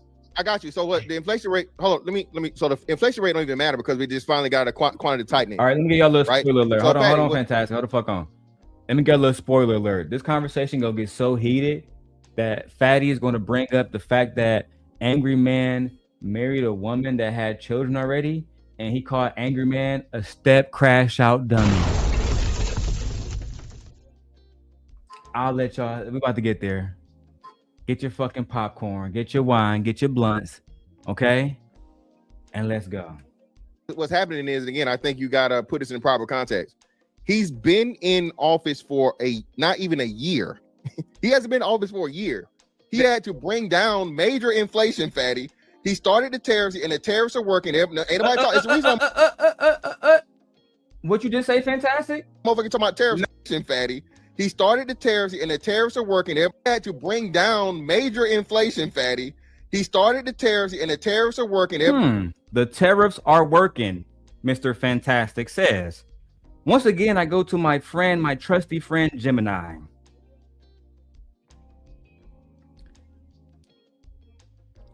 Gemini, can you tell me if Donald Trump tariffs has hurt or harmed Americans, and who is paying more prices for goods today? This is a complex question with strong differing opinions, but economic analysis generally points to the tariffs imposing costs primarily on American consumers and businesses. Damn. Here's a breakdown of the consensus among many economists. 1. Who is paying more for goods today? The costs of tariffs are largely being absorbed by American consumers. A tariff is a tax on an imported good paid to the U.S. Treasury by the U.S. importer, the American company bringing the product into the country.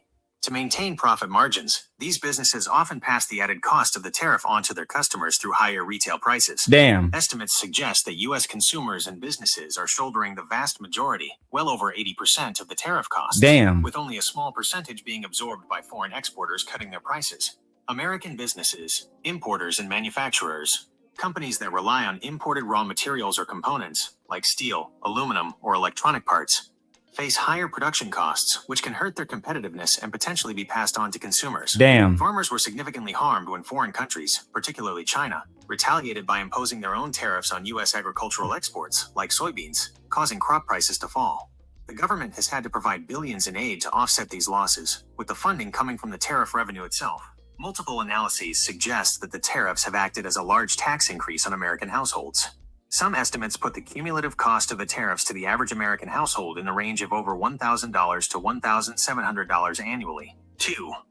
Harm versus help. While critics point to the direct cost on consumers and the disruption to supply chains, supporters argue the tariffs achieve important goals that ultimately help Americans. Argument. Supporting view. The help. Critical view. The harm.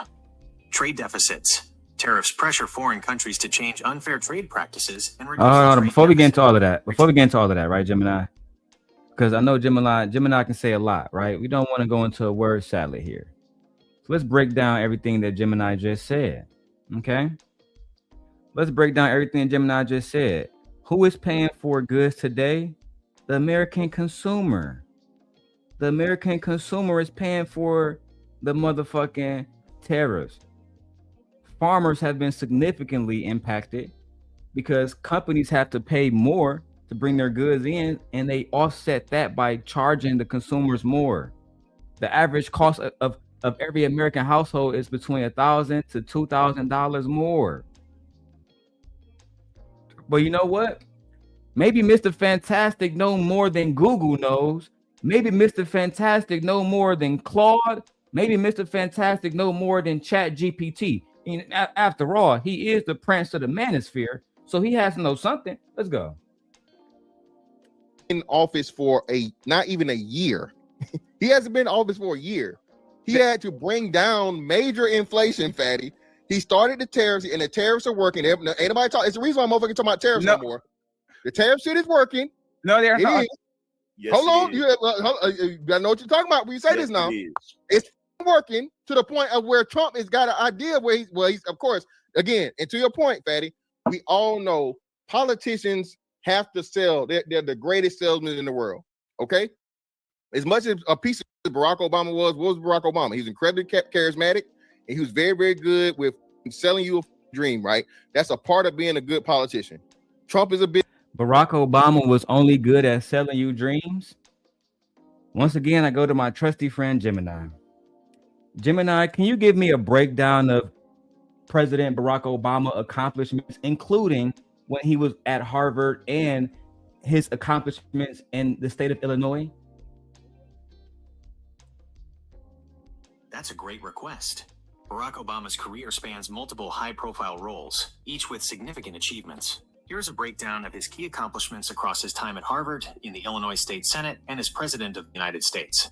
Harvard Law School, 1988 to 1991. Barack Obama's time at Harvard Law School was foundational to his national recognition, primarily due to one major achievement. First black president of the Harvard Law Review. Damn. In 1990, during his second year, Obama was elected president of the Harvard Law Review by the journal's student editors, a bipartisan group. Damn. This was a highly prestigious and demanding position, and he was the first African American to ever hold it in the journal's 104-year history. This achievement garnered national media attention and helped launch his public profile. Graduation honors. He graduated in 1991 with a JD Magna Cum Laude. Illinois State Senate, 1997 to 2004. Serving the 13th District on Chicago's South Side, Obama was a key figure in passing several bipartisan bills in the Illinois General Assembly, pioneering ethics and campaign finance reform. He played a major role in drafting and passing comprehensive campaign finance and ethics reform in Illinois, which was notoriously corrupt. Criminal justice reform. He helped pass a law requiring the videotaping of interrogations and confessions in all capital felony cases. The list goes on. Fantastic. You can't talk. No, we're not allowing any Barack Obama slander, especially from men who are not as accomplished as Barack Obama. Listen, you just got to stop. Barack Obama is one of the most accomplished black men in this country today. But you know what? I want to see Angry Man and Fatty get into it. So let's keep going. This man, Trump's been doing this, selling dreams and all this other shit for his whole entire life. Okay, he did the same thing to the American people. Thing is, he's delivered on major ones. Okay, no. Go ahead. Again, he hasn't delivered on shit. This is what I've said, because y'all let me finish, right? These men run on affordability, make America affordable again.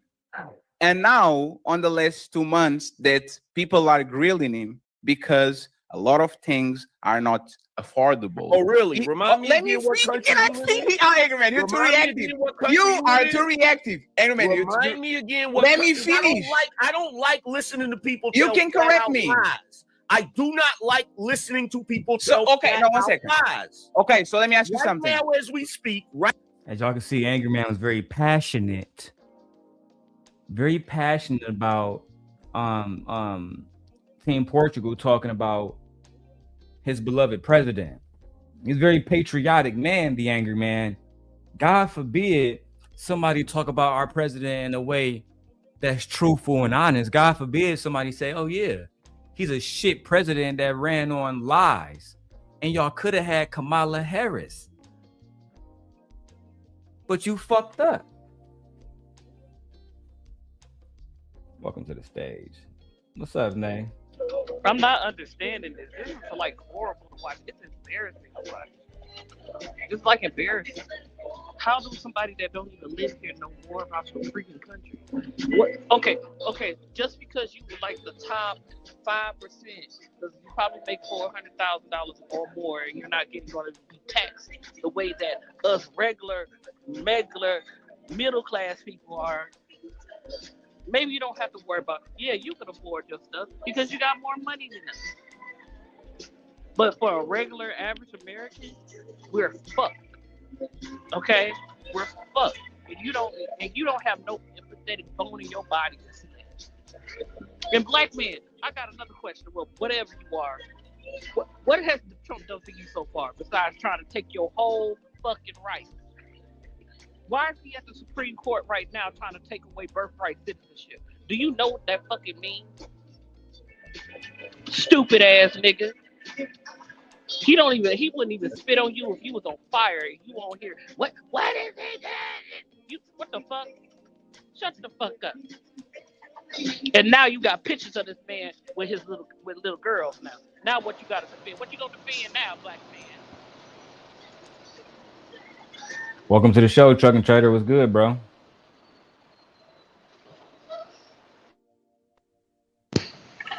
What's good, Brody?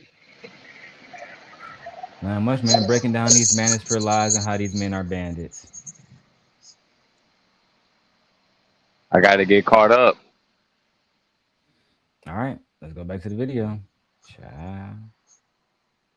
Right now, as we speak. Let me ask you something, please. See what I mean? Because you interrupted and you don't see what I mean. Let me ask you something. Did Donald Trump said, let's make America affordable again. And now that people are asking for that, he's saying, I didn't say I wanted to make America affordable. This is a Democrat's hoax. I never mentioned affordability. Is he lying on that, Angry Man? Fatty, here's the thing. Answer my question, please. Fuck about Fatty. You're not gonna coerce me. You have to answer my question before you start talking. You are not. You interrupted me to ask the same question again with the same bull. Hey, you are delusional on your head. You interrupted me. You are full of. You literally interrupted me, and then you said you interrupted me. No, answer my question, and then you can go on your monologue. Easy lying about saying he never promised affordability. This is a Democrat vote. Is he lying or is he telling the truth?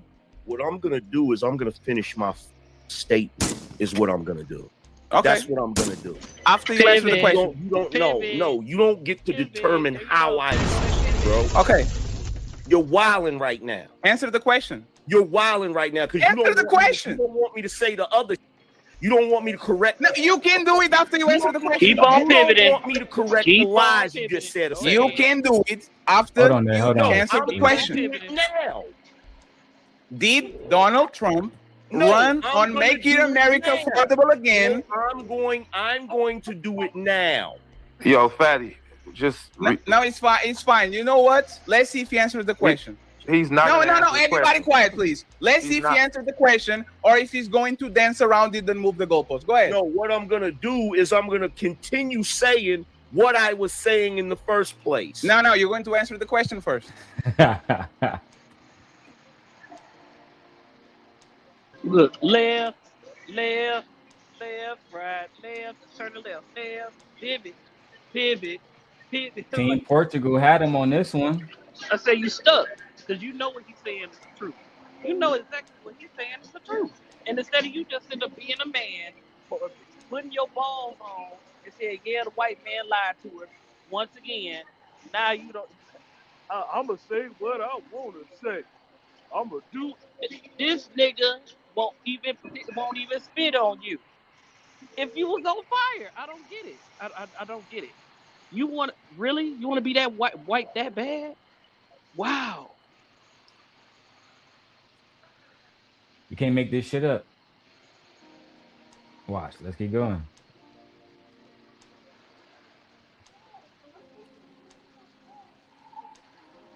Hey, actually, let me do this. Is this true? Is that what you're saying?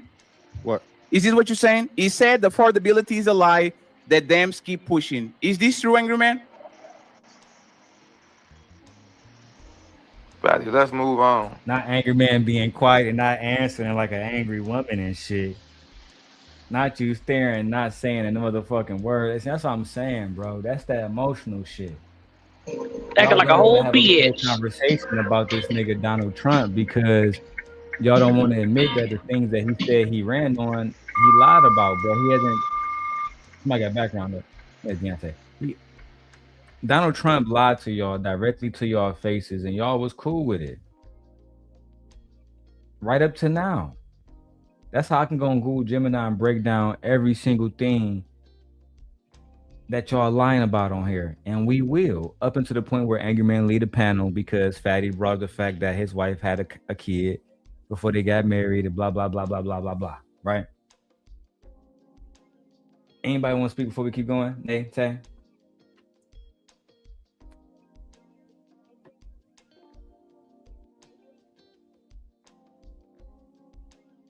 They trying to come off mute, but start their camera on. I don't care about it. I don't care about the camera being on. But acting like a whole biatch. Just a biatch. Seriously, I ain't never seen that man quiet. You gonna see it today, here. Pivot. That pivot was so hard. I bet you got whiplash trying to pivot. Swerving and shit instead of just answering the question. Swerving. Because you know that it's hitting your ass too. You don't make you nigga, you not a millionaire like that.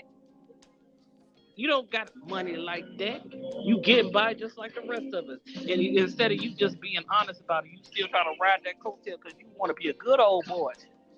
You think he gonna sit up and let you wear that MAGA hat that make America great again and have your Air Force One, right? Why do you like this Cheeto looking motherfucker so much? I don't understand it. Explain that to me. Huh? How you like it now? How you like it now that he don't give a fuck about you? Dumb nigga. You got any thoughts about the content, Tay, before we move forward? I just want to say, bro, I feel like I don't know. Maybe I've been paying attention to politics for so long, but I just feel like that whole argument they was having was fucking worthless, bro. We all should know by now. Politicians lie, bro. They sell niggas on the same dream every 4 years. We gonna make gas prices cheaper. We gonna make groceries cheaper. We never seen it. Niggas been living in America for decades now, bro. If y'all still believe in this shit, it's ridiculous, bro. Prices have only went up for the last, I don't know how long, bro. Nobody's doing anything about it. Nobody's protesting, right? When we seen prices go up in Kenya, people took it to the streets. People took it to parliament. When prices go up in America, niggas don't do shit but go on the internet and cry about it. So at the end of the day, we gotta stop. We gotta get out of the whole just debating on the panel shit and get back into the field and try to actually make changes amongst our communities and amongst our country as well. That's all I want to say, bro. I feel like even the fact that those guys are a bunch of grown ass men sitting there screaming at each other, can't even have a civilized conversation. It shows you where we're at in America right now. It's pathetic. It's pathetic. And everybody want to blame the government for America's falling off so much. No, it's the people too. It's everything. You don't have to look too far to see why the country has fallen off so much. That's not only been here for black people. That has nothing to do with us. And you're still talking about people that go to the street. Then we just have like 3 other, no march, no kings, motherfucking marches, not even a couple of months ago. What are you talking about, Tay? People have gone to the streets. It's just black people ain't doing it because the system has never really worked for us. And we actually started to come together just a little bit. And we know how to survive this shit. They don't.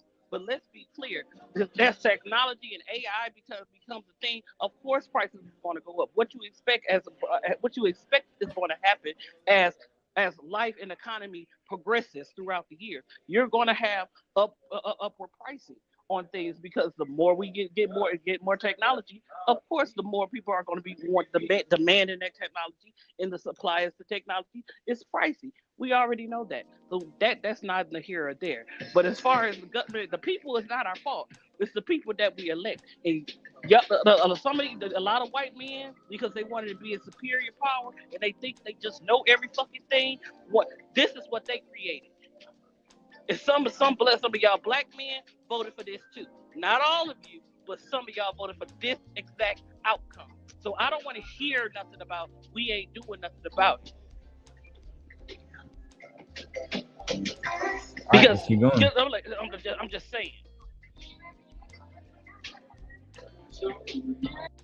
He gonna die. No. We don't have to. He's gonna continue. He's gonna continue to meander. This is great television. This is like again another one. Modern woman can answer straight questions. Look at me tap dancing around the questions.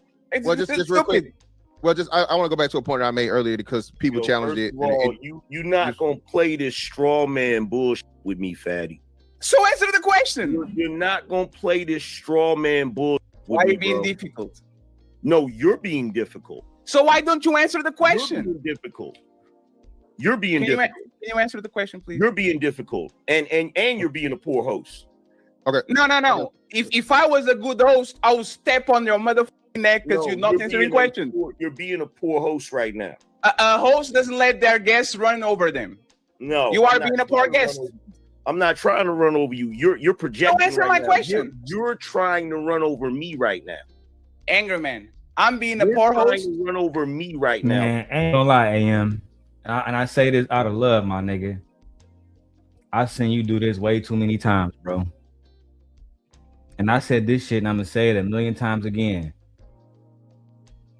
AM is basically, or he should be, what Kevin Samuels was 4 or 5 years ago. And I always said this, and I'm gonna say it over and over and over and over and over again. The reason why he is not is because he go over to channels like Team Portugal's with 4,000 or 5,000 subscribers, or maybe 10,000, whatever the fuck they got. And when he's being disrespected, he don't leave automatically. Kevin wouldn't even be over there unless he getting paid. That's first of all. Then if he wasn't allowed to speak, he was gone. I'm like literally almost automatically. With AM, for whatever reason, he choose, and it's not just him. I see black women on YouTube doing this too. They choose to be around people that will willingly. They just so quick to disrespect them. Super quick, bro.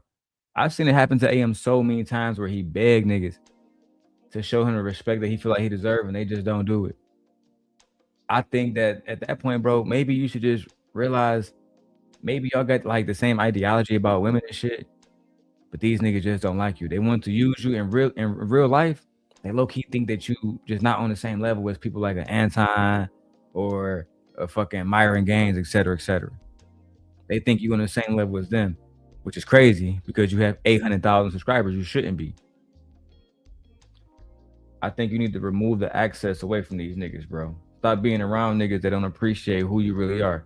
When people come around me, especially in the YouTube spaces, and I guess because my channels is new again, et cetera, and I meet people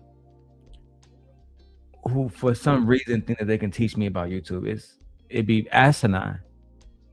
But what I used to do is interrupt them like, please shut the fuck up. But now I let them live in a delusion that they know more about me, about YouTube than me, when they haven't made a dime on here. They haven't had a channel monetized. They only have success through other people. There's only a few of these people that exist today that even built their own channels. Not even the person that we're watching right now, Team Portugal. His channel was built by Jay Prince for president. That's for fact. I don't know. I just get tired of the disingenuous conversations, truthfully. I might tag Jay Prince, so maybe he'll want to react to this too. Bro. Angerman, I am an expert on Uno reverse. You are being I'm being a poor host, and you are being a poor guest. You want to play more? I have more cards. It's fine. Can you answer the question? Matter of fact, I don't need you to answer the question. We will end inflation and make America affordable again. But the word affordability is a Democrat scam. One of my top priorities will be to quickly defeat inflation and make America affordable again. I don't want to hear about the affordability. We will make America affordable again. We're going to make it affordable again. You know, there's this fake narrative that the Democrats talk about affordability. Affordability is a con job. We will target everything from car affordability. That's what y'all look. Let me put everybody up because everybody up here, but I want to have a conversation. Look, play your it's your king. This your king. This your king. No bullshit. This your king. Play it. Have you forgotten we are from a proud warrior race? Where's your Kangly pride? Don't you ever forget that we was Kang!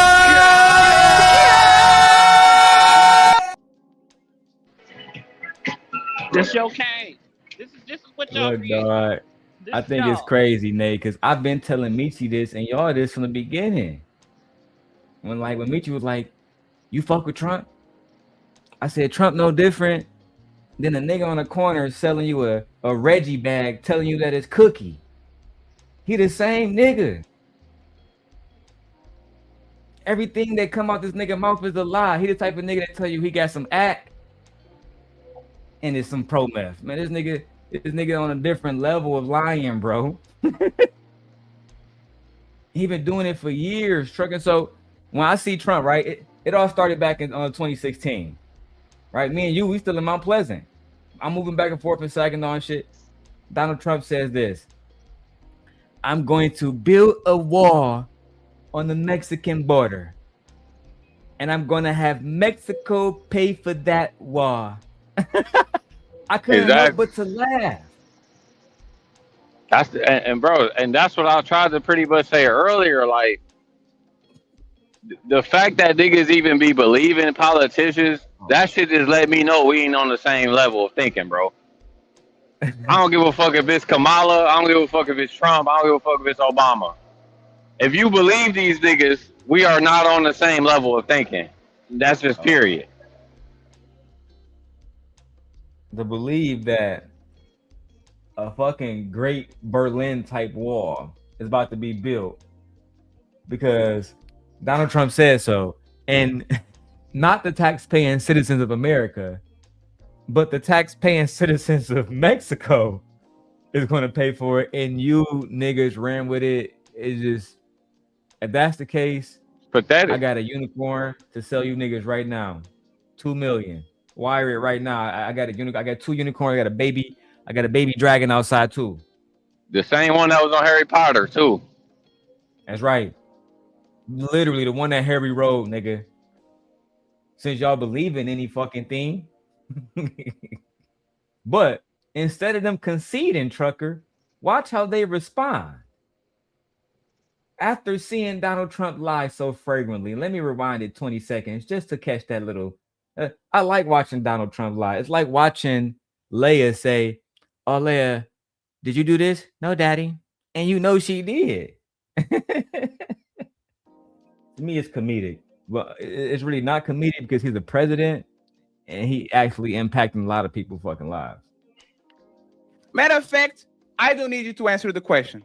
And we will end inflation and make America affordable again. But the word affordability is a Democrat scam. One of my top priorities will be to quickly defeat inflation and make America affordable again. I don't want to hear about the affordability. We will make America affordable again. We're going to make it affordable again. You know, there's this fake narrative that the Democrats talk about, affordability. Affordability is a con job. We will target everything from car affordability to housing affordability. You know, this whole thing is, they use the word affordability. It's a Democrat. Now I will be quiet. Let me be quiet. Let me make my stand. So again, you want to get hung up on him saying affordability, but you want to completely ignore the fact that inflation is down. Oh, here we go again, trucking and they. Okay, inflation. Let's do the Gemini test, shall we? And then I got it, y'all. Y'all got it right. Because I was about to hit you with it. I was about to say. Oh, now I got you. Okay, good. We're gonna do the Gemini test right now to see if Angry Man is correct. Is inflation down?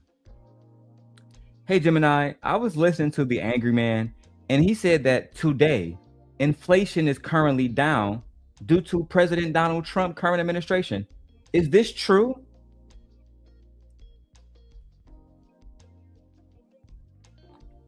The current U.S. inflation rate is not clearly down. It rose from a low of 2.3% in April to 3% in September 2025. Damn. And remains above the Federal Reserve's 2% target. Damn. Consumer prices remain high. Damn. Some economists suggest the current administration's tariffs are contributing to rising costs. Would you like the latest official inflation numbers? No, that won't be necessary. So, according to Gemini, inflation is up, Angry Man. What the fuck are you talking about? It's even higher than the Federal Reserve. What the fuck? Now, trucking, Nay, what do y'all think about Gemini saying that consumer prices remain higher than ever? And some economists suggest that the current administration's tariffs are contributing to rising American costs. Thoughts, please? Because we already know that the tariffs that he placed on China, who is the biggest import export that we buy from, they put tariffs on us as well. And you know, we need the soybeans, you know what I'm saying? So that now that they put tariffs on us, now you know they take that money, the imports that they fucked us over on the soybeans. Oh my god. But I said, look, they just took the imports, and you know what you do? Right now, Amazon is the cheapest that you can buy from right now. If you go to Temu, if you go to AliExpress, if you go to any, I'm like, even if you go to the grocery store right about now, you can see the tariffs. You can see how much the tax on food has gone up. You can see how much the tax on goods, household products, clothing. You can see how it's going up. You know how you used to be able to pay $180 for a pair of Jordans. Now we paying $220 for some kid shoes. Nate, did you know that for like 3 months on the Amazon shopping app, they was showing the price difference from 2 years ago versus the price with the tariff? Where basically Yes, they did it. they showed the price with the tariff and the price without the tariff, and the price with the tariff was far more significant. And basically Amazon had to remove that because Congress said it was an attack on the current administration. But for like 2.5 months, Amazon was on Trump ads, and they was literally showing the price difference of how much more consumers will pay. And you know, and y'all see me work every single day. I remember when the tariffs went into play. I remember for like 3 days, they was like everybody routes is low. We went from like having 200 stops or 190 to like having 80, fucking 97 stops because people stopped buying shit because they couldn't afford it. Problem. That's the only way you're gonna keep the economy going. People have to buy things in order to keep this capitalistic economy afloat. When people are not able to buy anything, then of course the millionaires and the billionaires get scared, don't they? Because we're not buying anything. We can't afford it. They'll find other And ways. Nay, you know what's worse? I know trucking want to get in. You know what's worse, Nay? Is instead of them conceding to the facts, they start fighting. And I knew Fatty was gonna, because Fatty, he's petty. Do you think that he was wrong for bringing up Angry Man's wife? Because Angry Man ended up leaving the panel after that situation. Do you feel like he was wrong before we move forward in trucking? But if his wife is not part of the conversation, no. If you're having a debate about the economy, leave it on just that.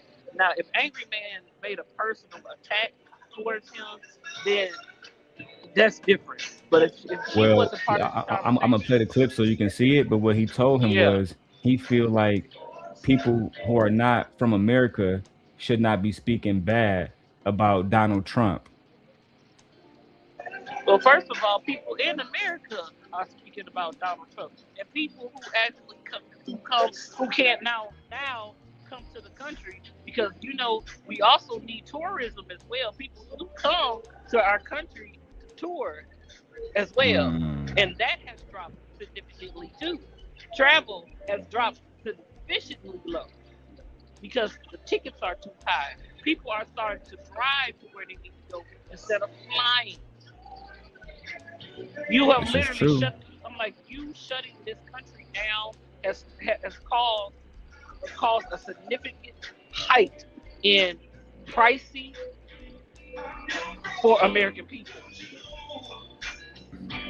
That's your president. That's y'all Kane though. Y'all deal with y'all Kane. Trucking, what's your thoughts, sir? All right, so since y'all already talked about tariffs and everything else, I want to bring something else into perspective, right? Most economists say that it takes about 20 to 30 years to come out of a recession or a Great Depression, right? So we all remember 2007, 2008, right? We had a banking crisis, we had a housing crisis, and we had just about every other crisis you could think about, right? Think about that. 2008. It haven't even been 20 years yet. Mind you, what I'm saying is not to defend Trump, but I get so tired of people acting like one nigga is supposed to come through and save the fucking day. It's retarded, right? America has been in a fucking crisis for the last 20 plus years. Is people not paying attention? We haven't even bounced back from the last crisis.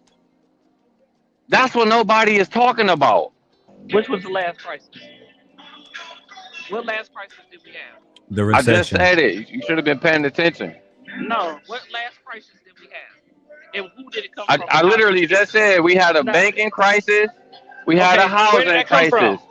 Where did that come from? You tell me, Nate. Before we get into the conversation, I do want to finish the clip. Just because I want to speak specific things. We get back into how it started. Okay. Because now a lot of conversations where the banking crisis and the housing crisis came from. Oh, okay. From the banks giving out loans for the most part. But we, like I said, I have no problem having that conversation if y'all open to it still. You full of shit. Inflation been down since Biden. Inflation been down since Biden. You are full of shit. No, it wasn't. No, it wasn't. Inflation been down since COVID. Inflation right now is the lowest it's been in 4 years. I'm sorry. I know I said I was going to play the clip. I should never cut y'all off, but I got to do a Gemini test again. Obviously, we know it's not true. I'm still going to do it for, content purposes.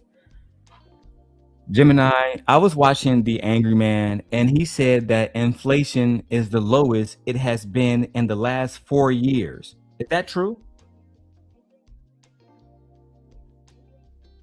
The U.S. inflation rate has significantly cooled from its 2022 peak, but has recently risen again from a low of 2.3% in April 2025 to 3.0% in September 2025, which is not the lowest in the last 4 years. It was lower in early 2021.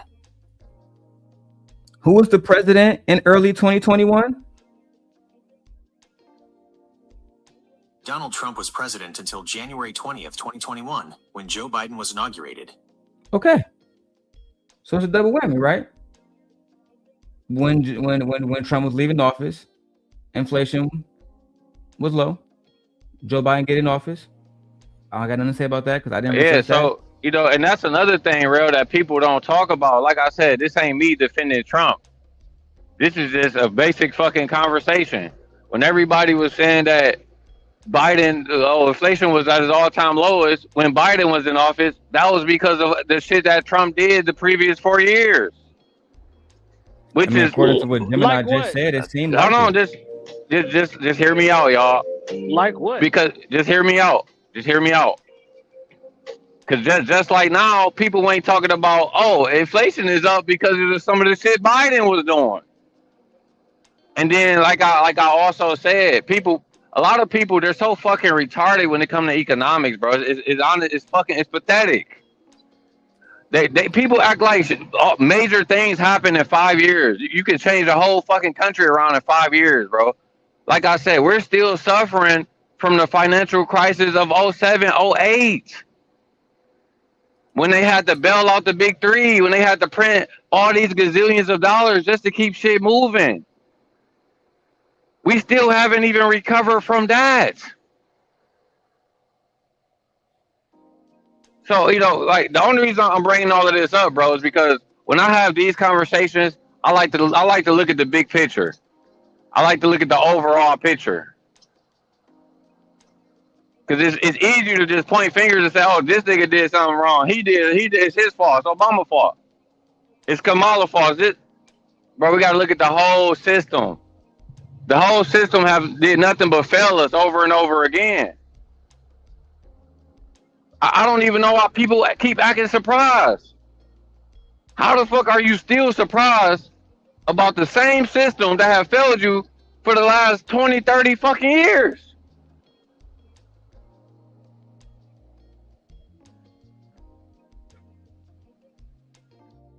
Nay, you ever respond before we keep going to the video? Okay, so you keep talking about this crisis. I'm like, what was the reason why we had a breaking crisis and a housing crisis? What happened? What happened previous to? Were we in like in 07 and before then? Were we in a recession? Yeah, can you answer that question? Because Tay went on mute. I'm gonna go to Gemini. Gemini, can you please explain the 07, 08 recession and the ramifications that it has on the American people today? The 2007 to 2009 recession, known as the Great Recession, was primarily caused by the collapse of the U.S. housing market due to the subprime mortgage crisis and the resulting financial crisis. Cause: banks issued risky loans, subprime mortgages, to borrowers with poor credit. When housing prices fell, many borrowers defaulted, triggering massive losses for banks holding mortgage-backed securities, leading to a global financial meltdown. Ramifications today: lingering effects on Americans include increased economic inequality, persistent wealth gaps as many lost savings and home equity, tighter lending standards, and lasting shifts in financial regulations like the Dodd-Frank Act to prevent similar crises. Would you like to know more about the Dodd-Frank Act? Not now. Thank you, Gemini. Got it. Let me know if you have any other questions about the Great Recession or anything else. There you go. God damn. I said they was giving loans to these white people that have a whole bunch of bad credit. They didn't even hardly want to give loans to black people, even with good credit. But when Obama got into office, where black people buy houses at an all-time high afterwards, we also just was funding a fucking war that we had no business being in for 10 years prior to. So that was some of the main reasons why we were in a recession altogether, because we was paying for an unwanted war. What we come to find out was not even the Iraqi people. The reason why you was over there was for what? The same thing you are over there in Venezuela for. Oil. Fighting those people over their shit. Damn.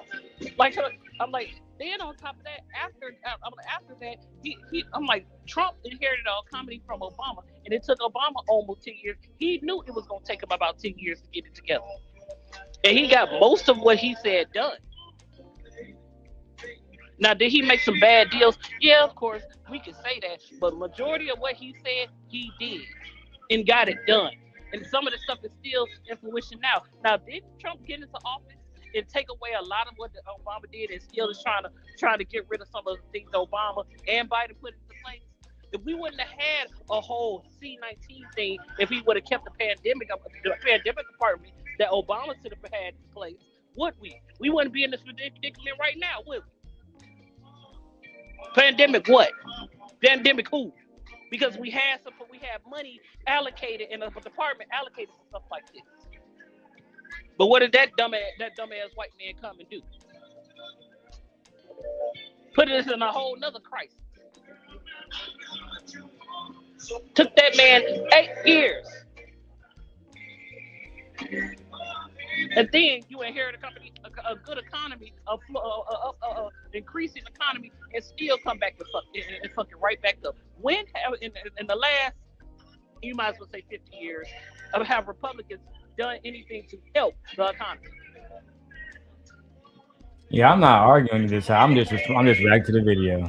I know exactly what you're doing, but I'm sitting up saying this. I'm like, yeah, we already know one person can't do anything, but every time something goes bad, it's usually under the Republican Party, and Donald Trump is the worst of the worst.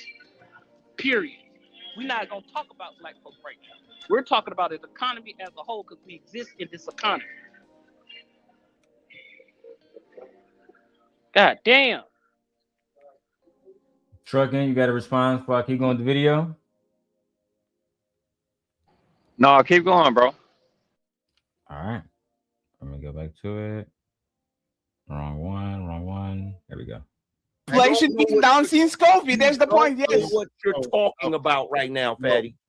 Yeah, no. So actually, Angry Man is up 0.1% right now. It's up 1.1%. So not 1%, but 0.1%. What? So actually, Angry Man is up 0.1% right now. It's up 1.1%. So not 1%, but 0.1%. So it's not down. It's what the argument they use is technically up by . It went up from 2.3 to 7%. So it wasn't even, it was 0.7. It wasn't 0.1. I'll be trying to downplay everything. And to me, I'm not going to defend or go against either side. I just want to have a conversation at the very least about the facts. Just the facts. That we should be able to do at the very least. No matter who we're talking about. Joe Biden, Donald Trump, et cetera, et cetera. And we got to talk about it. And we can add nuances and talk about other presidents. But right now, what I like to do is focus on who's in office now. And the promises that he made that he didn't, fulfill. It is what it is. For whatever reason. Because there are multiple reasons why a president wouldn't be able to fulfill multiple things, the same way that President Obama was able to fulfill every wish that he put out there. You know what I'm saying? And for obvious reasons, specifically Congress. Let's go. 0.1%. Secondly, my point of what I said of the tariffs are working. $195 billion have been made in the fiscal year alone from tariffs. Who pays them? What do you mean who pays them? The other countries pay them. No, you see what I'm talking about? Y'all are not prepared to have this conversation. I'm very prepared. Let me. Okay, so sir. All I'm gonna say, Fatty, is, bro, don't. No, I know. You didn't do that to me. I know it doesn't fair. Fantastic. I apologize. I'm not even talking about the fairness. I'm just saying because hey, me and you, we brothers. So we. No. I got you. But I'm just saying this, fam. Like, I know what I'm talking about. Okay, so no, that's fair. I apologize. I think that's fair. No, put it there. I take that, brother. No, Americans right. ain't saying shit. No, you are right. No, you're right. Japan. Right. So okay, so this is what I'm talking about, right? And this happens a lot of time when somebody posts these on Instagram and Twitter. Record level of tariffs being paid, 97 billion. The tariffs are being paid by the American consumer. That's what they are being paid by the American consumer. Yes. Yes, they are. Inflation. So just like you showed, just real quick, Angry Man. So just like you showed us the clip. But at least acknowledge that he's completely right in that. Whether you like Trump, whether you don't, whether you're against Trump, whether you're not, you have to admit that the consumers are the one that's suffering behind these tariffs. I never thought the tariffs was going to be a good idea, especially for the now. I understand if you want to argue ramifications of, you know what I'm saying, what the economy might be like 16 years from now after Trump has taken all the money from these people, blah, blah, blah, blah, blah, right? But at the end of the day, I still think that it's a lot of shit that niggas just ain't paying attention to. People are suffering. They don't want to deal with the bullshit, bro. Period. They don't. Not from a president who said that he was going to help, and the only thing that they feel like he's doing is harming. Anyway, let me keep going. Of Trump saying affordability. Show me the clips that where Americans are paying it and not the countries that have to pay the tariff. Show it. No. So the cost, for example, if you actually export something from Asia, show me the clips that where Americans are paying it and not the countries that have to pay the tariff. Show it. You can't. What the fuck are you even talking about when you say that? Fantastic. Okay. This is what you do. Go on your screen. I want you to go to Temu. I want you to type in Temu.com, and I want you to look at the prices. Usually, you'll see about like for a bracelet, it's probably 0.83 cent. I want you to do it so people can see it. I want you to do it so people can see it. All right. No, I want you to do it so people can see it. Okay, I'm doing it now. All right. Now you say go to my go to your internet, Safari, anything, and type in Temu.com. What.com? TEMU. Temu? Echo, yes, Temu. Okay. Okay. Now, click on any random thing. It doesn't matter what it is. Just click on it. You see, and show us the price. Like pull it up? Yes, pull it up so people can see. Got you.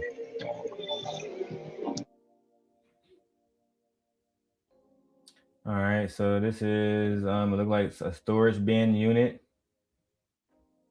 Oh, let me go full screen on this.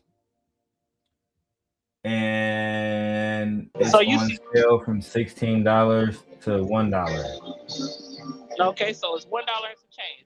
Go ahead and put it in your cart. And go to checkout. Put it in your cart and go to checkout. Well, or you can put it in your cart and you'll see the change. Go ahead. So it goes from add to cart. Well, I don't know what they say because I can't see. They want me to do a security verification. Okay, yeah. Yeah. Uh-huh. Oh, damn. Click on the lowercase letter corresponding to the yellow. The fuck? There we go. Nigga smart. All right. And I go to checkout. Damn, you don't have to do all that. Just you can put it as a guess, whatever. You don't have to do all that. You can skip it because it's at the bottom. I just need to end with the email, bro. It's all good. Yeah. All right, so we at checkout.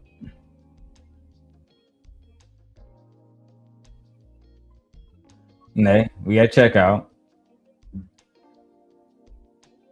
All right. So, where's your pricing? Go to your card. I'm sorry. Let me grab these headphones so I can hear you real quick. All right, what'd you say?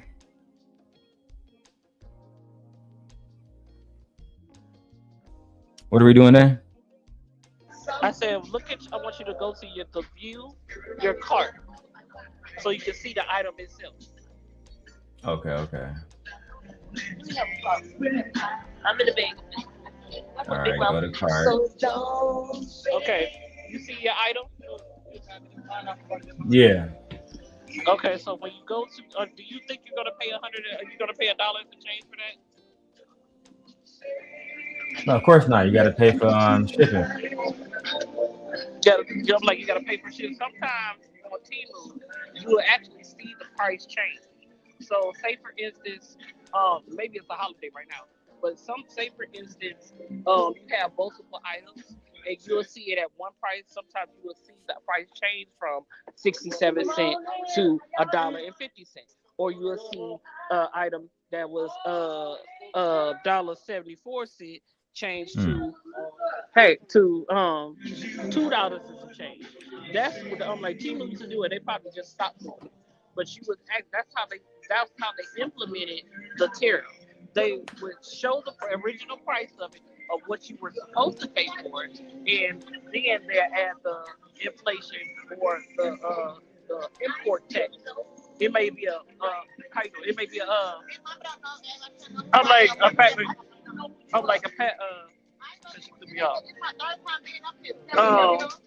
yeah, you will see like a price increase. It might not be much, but you will see it. Even without tax. So yeah. Oh, I agree. Yeah. I agree. No, Fantastic was wrong in the clip. At the end of the day, the tariffs are being paid by the consumers. Let's go back to the clip. No.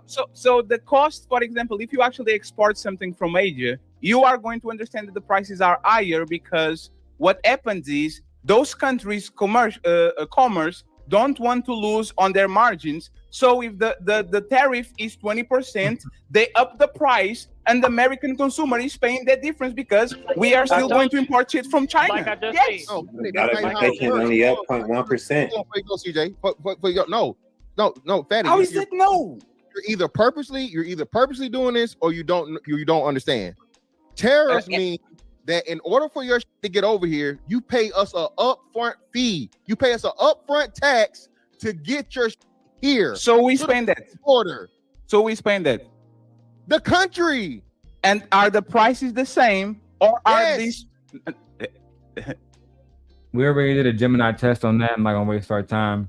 The prices are not the same. He's right. The country do pay a certain percentage to get their goods imported, but that cost is offset by raising the price on the consumer. Every time we ask Gemini, sorry, I'm eating chicken. Every time we ask Gemini this, that's exactly what it said.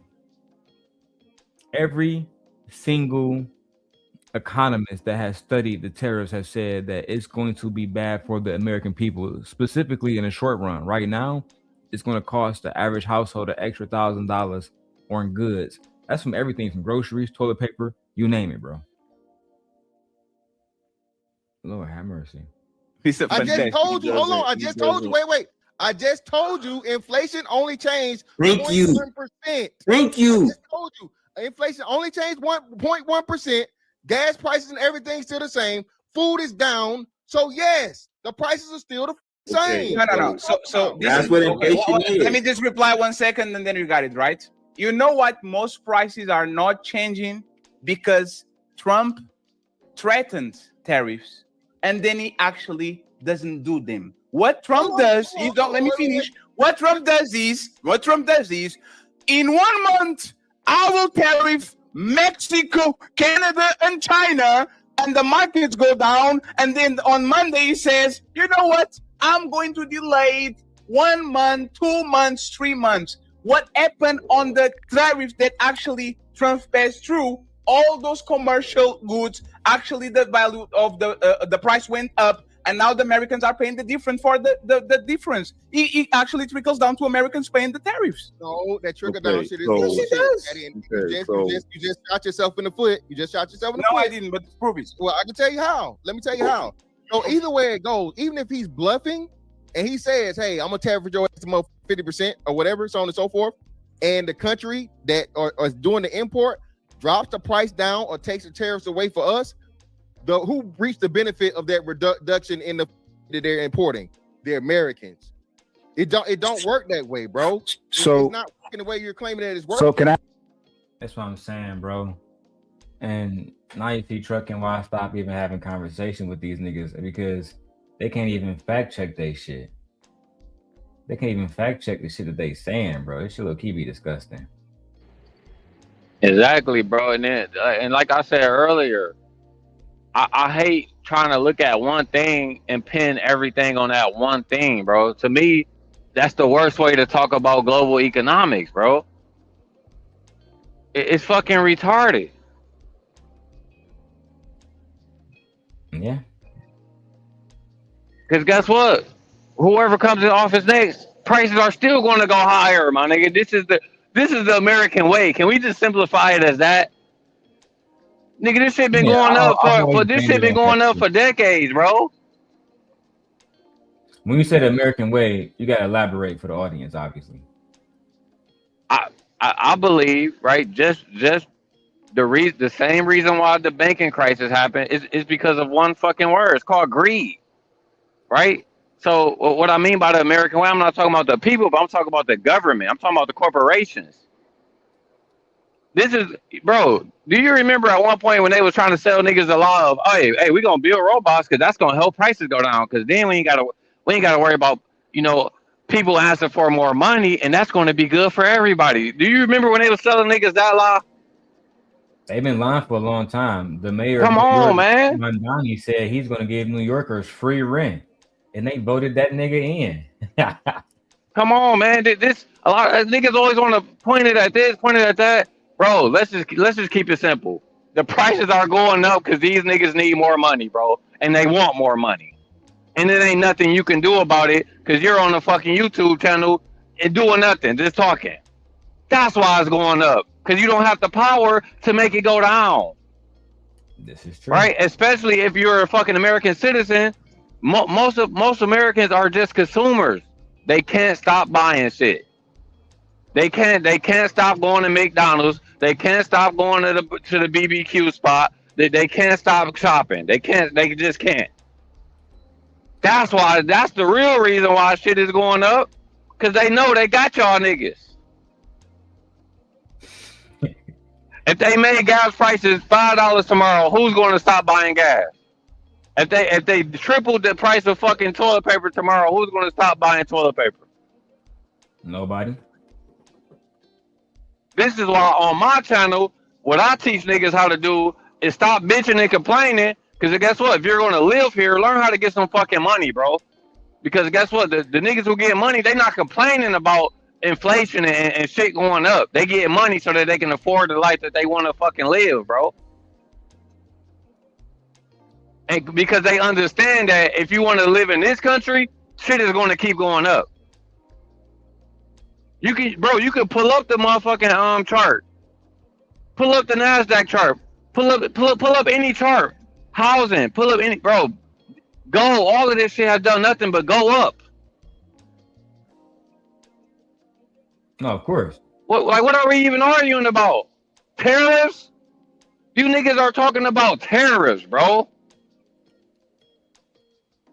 They got y'all niggas so confused and lost that y'all don't even realize it don't matter what who's in the seat. It don't matter what the fuck what kind of headline they hit you with. Prices are going up. It's a fact, bro. Yeah, it's definitely a fact, but yeah, I think I think they're having the political conversation because of the nuances of the conversation. And those nuances are important. But I get your sentiment as well. You feel like it's pointless, but they don't feel like it's pointless, so that's why they're having the conversation. No, bro, but it's not pointless because I'm glad people enjoy talking about politics. I love politics, but the reason why I don't talk about it with a lot of people, bro, is because people forget that a lot of shit take years to play out, bro. Years. A lot of people forget we're still hurting off of shit that George Bush did, whether you know it or not. All of the fucking billions and trillions he spent in Afghanistan, we got nothing out of that. Nothing. So, nigga, if you've been living in this country for more than 20 years, and you're not used to these niggas wasting money and spending money the however way that these niggas want to spend it, and then guess who pay for it in the end? The American people. If you're not used to that by now, what the fuck are you even talking about?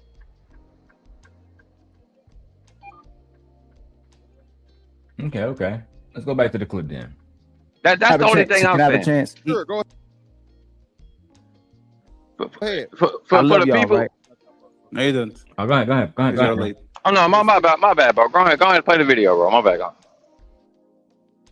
Citizen still. Your mic went out. Your mic went out. Your audio is low. Yeah, you're not on your headphone. You sure? You on there now? You good now? But before you wasn't. So yeah, you good now. People take on the cost of the inflation, y'all. The tariffs actually make the cause more inflation. So the reason why 3% sounds good because the number is so low, but y'all got to remember in 2021, 22, the inflation went to 8-9%, but then in 2023, 24, it went down, and then in 2025, it added 3% back again. So it's like comparing, let's say your groceries $100.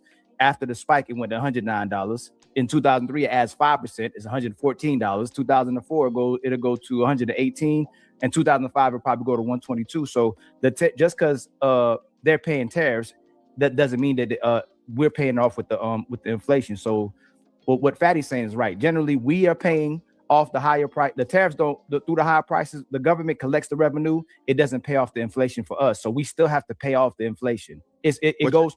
The importers have their prices go up, and then they put the cost on to us.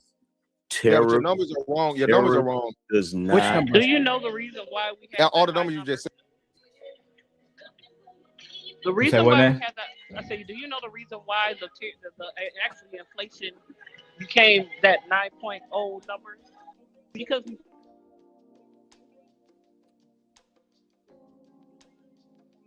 Then they go out. Was that just me? Yeah, she definitely went out. All right. I think they got a phone call. Let's keep going. So like I said, I just told you. I don't know if you heard me when you got in here. Okay. There was a 0.1% change in inflation, Ali. It's only went up 0.1%. It went from 2.9 to 3. So again, it bottomed out at 2.9. You hear what I told you? So hear what I said first. It went up to 9% in 2002. No, it wasn't 9. It was 7. It was 7. No, it was between 8 and 9. I know just looked at it. I just looked at it. You say 7, and then it went down. No, it slowed, right? To about 3, between 3 and 6, right? And then it added 3% back to it. No. Yes, fantastic. Let me look it up. Can I chime in real quick? Can I chime in real quick? Yeah, go ahead. So if inflation went back up, that was recent because it was down before, which is the entire point that I was trying to make. Tariffs does not cause inflation. That's not what's causing inflation. I did an entire show on this. And then on top of that, when you're talking about what Fatty's talking about is the American people eating the cost because of those companies trying to offset what they have to pay up front by raising the prices of their products and whatever they're sending over here. But the problem that people don't understand, because they're saying, oh, well, those companies are gonna raise their prices. Only 3% of the products that they send over here, only 3% of the products that they send over here are necessities. The other products are things that you don't have to freaking have. And the entire point of the tariffs, it's not going to be a short-term gain. It's a long-term gain. Okay, bro. See, that's the problem, right? If I'm not here to benefit from the shit, why do I care? That's what we trying to tell y'all now. We losing money now. And you keep talking about some long-term shit. We ain't trying to hear that shit, bro. No cap, especially if you don't have no concrete evidence that we're going to get a fucking return on our investments. Right. I said you just pretty much talked in one big ass circle because you don't know anything about a tariff, let alone imports, exports, none of that. Because you don't own a business where you import and export. Period. You talk on YouTube just like the rest of these niggas on here. You talk on YouTube. That's it. I don't think nobody in China is buying your book. I doubt it very seriously. So, yeah, look. We know the reason. I'm like, a lot of people don't know. Know the reason why we had to, why the inflation was so high in 2023, 2022 is because we had to print more money in order to fund certain aspects, especially when we passed the American Rescue Plan. But he also made another act. What was it? Inflation Act, where it helped offset that. That's why we plummeted back down to the lower 200s because of that act. So we need to know the key components of inflation. The C19 is what caused inflation, caused a big problem because people were unable to work. So people were at home and people were able to make their own stuff and conjugate their own money. So I'm like, it wasn't too many people buying like they used to. And then when it came down to price gouging, why do you think when Biden got into office, they went after certain companies for price gouging on groceries and everything? When inflation was at an all-time, when inflation was low, the prices were still high on goods. That's why they imposed the act to get rid of that, and offset the grocery prices. That's why you saw grocery prices start to go back down, right? Okay, then. Now we got this idiot back in office, starting WARs, wars and shit, in which is going to make inflation go back up. Because guess what we got to do? Print more money in order for us to fund these quote-unquote wars that we're about to start.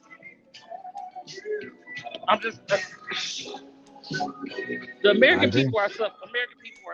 If you up the minimum wage, it'll make it affordable for people to buy more stuff. If you see that people are not buying more stuff, then of course the economy inflation price is going to go up.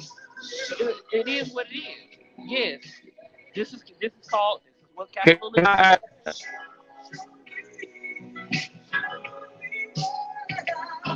Go ahead. Can I say something real? Of course. Because I feel like another problem that I'm seeing with the American people, right? And as you know, right, I trade and I invest. One of the biggest problems that I don't hear niggas talking about is how to hedge against inflation.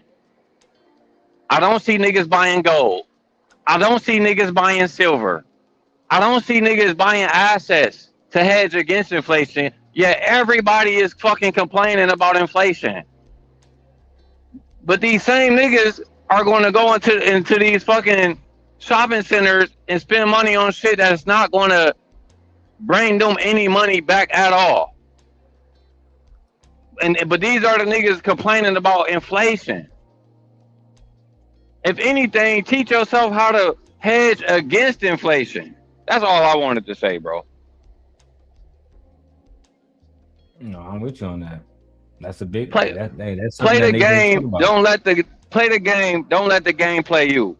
Because like I said, all the niggas who's getting money, right? The same people who's in the same sector that I'm in, which is investing and finance.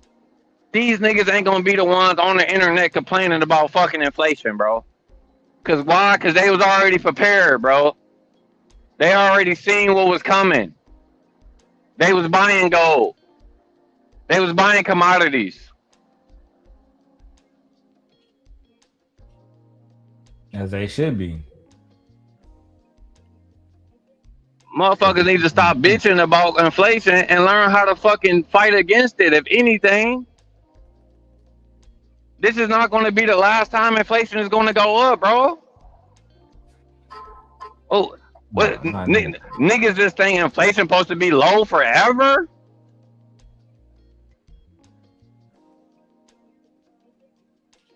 I don't know what niggas thought, bro. Let's go back to the content. I want to see these niggas get into it. No, but you're still wrong. But you're still wrong, angry man. That's the point that he's telling you. The government collects tariff like that, like they the plug, like they get money for it, but we still take on the. They get money from both sides. So they get money from both sides. That's literally what it is. For example, farmers and construction workers, construction companies that need wood and lumber from Canada, like they are literally complaining because if y'all put tariffs on Canada, now all of a sudden the construction prices are going to go up and these companies are going to go bankrupt. We know that, once again, capitalism is for making profit. As soon as these people know that you are going to increase their overall cost, they are going to pass that to the final consumer. This is economics 101. Why are we debating this? No, because it's not economics. It's not economics 101. You don't know what you're talking about. Yeah, everything you're saying is wrong. You're putting a political spin into something that's numbers. So we're gonna say it to you again, okay? The thing is, like, you got the part that is right is that the government is being paid directly, right? So there's a separation of the government being paid and then the consumer buying from the consumer. That person is not raising their price of the goods or whatever they are, the product that they're sending here. That price is staying the same. I've already proven that to you because inflation is the same, okay? And we know that a lot of other essential things are either the same or down. All right, I'm getting out of touch. I'm tired of y'all niggas lying. I'm not even gonna pull out Gemini right now because I've proven y'all niggas to be liars over and over and over. Inflation is not the same. Y'all been talking about inflation going up and down this whole fucking conversation. And truthfully, I'm at the point where unless you know exactly what the fuck you're talking about, you shouldn't be having conversations about this shit. Or like my brother said, unless you're having a conversation about how to hedge against inflation, you're wasting your fucking time.